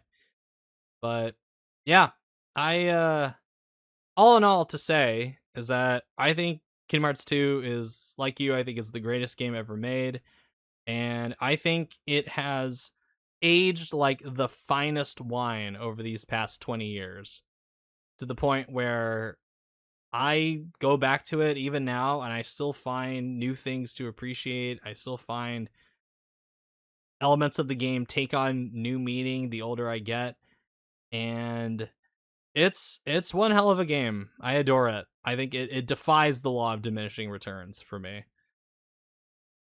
Yeah, absolutely. Same. And just thank you so much for having me to talk about it because I Yeah, absolutely love it too. So, anytime. So, with that being said, Ian, where can people find you? hi, I'm IanWaffles. You can find me on YouTube and Twitter by the same name. I do not make things. Thanks for having me. If you've never seen Ian's older Kingdom Hearts videos, I highly recommend them because there's some of my favorite Kingdom Hearts videos to watch. And I'm somebody that doesn't usually watch, like I love talking about Kingdom Hearts, but I don't love watching a lot of like YouTube videos about it for some strange reason. I don't know why, but You're one of the very few that I actively enjoy watching Kingdom Hearts content from. Like Oh, well, thank you so much. I can't Yeah. fucking stand Gamer's Joint or whatever his name is. Like he's probably a cool dude, but when he's like in a hotel room screaming at the top of his lungs for Kyrie to marry him, that's like a cringe factor that I cannot overcome.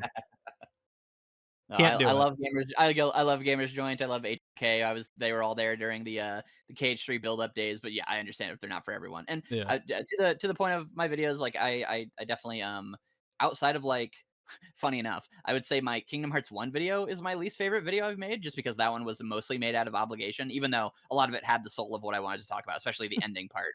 About Sword Dawn and Goofy, but a lot of it was mostly like I wanted to set the groundwork to make my Kingdom Hearts 2 video. So that one I would say is like okay, but all other videos I've made about different anime characters or different things, I still stand by them. I still love them, and I still think they're quite good because I had really amazing editors who really brought out the best of my ideas and my scripts. So even if you like anime or you like Kingdom Hearts or you like Sonic especially, definitely, yeah, if you would love to check out those videos, that'd be great. And if you could leave a comment, that's why I make videos in the first place. I love hearing people's thoughts. So yeah, Yeah. and just thanks for having me on again. You're very welcome. So, happy 20th anniversary, Kingdom Hearts 2. Will be next year. Oh my god, next year will be 25 of KH1. Ooh. Hmm. Ooh, maybe we'll have Hmm. to talk about that one. You need an excuse to play that. Yeah. It's been a while since I've replayed it. It's been a few years, so that's Fantastic something game. that I will probably have to go back to at some point. So, Yes. anywho, thank you, Ian, as always, for joining me. I really appreciate you taking the time out to chat with me for nearly 3 hours about Kingdom Hearts 2 and Kingdom And Hearts in general. it's crazy because when you were like, okay, well, we should probably wrap it up, I was like, dude, I think we just kind of just started, didn't we? I genuinely thought it had only been like an hour. So No, dude, when we talk about Kingdom Hearts, it like flies by because there's just like it feels like there's an endless well of stuff we could just like tangents we can get into and stuff like that. again, we did not talk about the combat like once, Uh, we didn't talk about the which is so combat.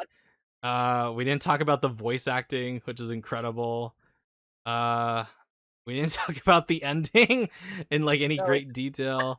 We didn't say what our favorite worlds are. It's like okay, like we didn't talk about like the cool keyblades. No, nah. I don't know. I feel like again, least like first. so much has been said about that stuff. It's kind of like I don't know, like what's our like unique angle that we could bring to this, and I feel like us coming together is always like a fun time talking about Kingdom Hearts in general. So Absolutely. thank you all for watching, and happy 20th anniversary, Kingdom Hearts 2. Thanks for everything. Well, I make fun of Nomura. We make fun of Nomura all the time, but in all seriousness, thanks for everything, dude. It's been fun. So yes, absolutely. yeah, just please God, just put some Final Fantasy characters in KH4, please. Like, please God. So Perfect. anyway, have a good one, everyone. Take care. Peace.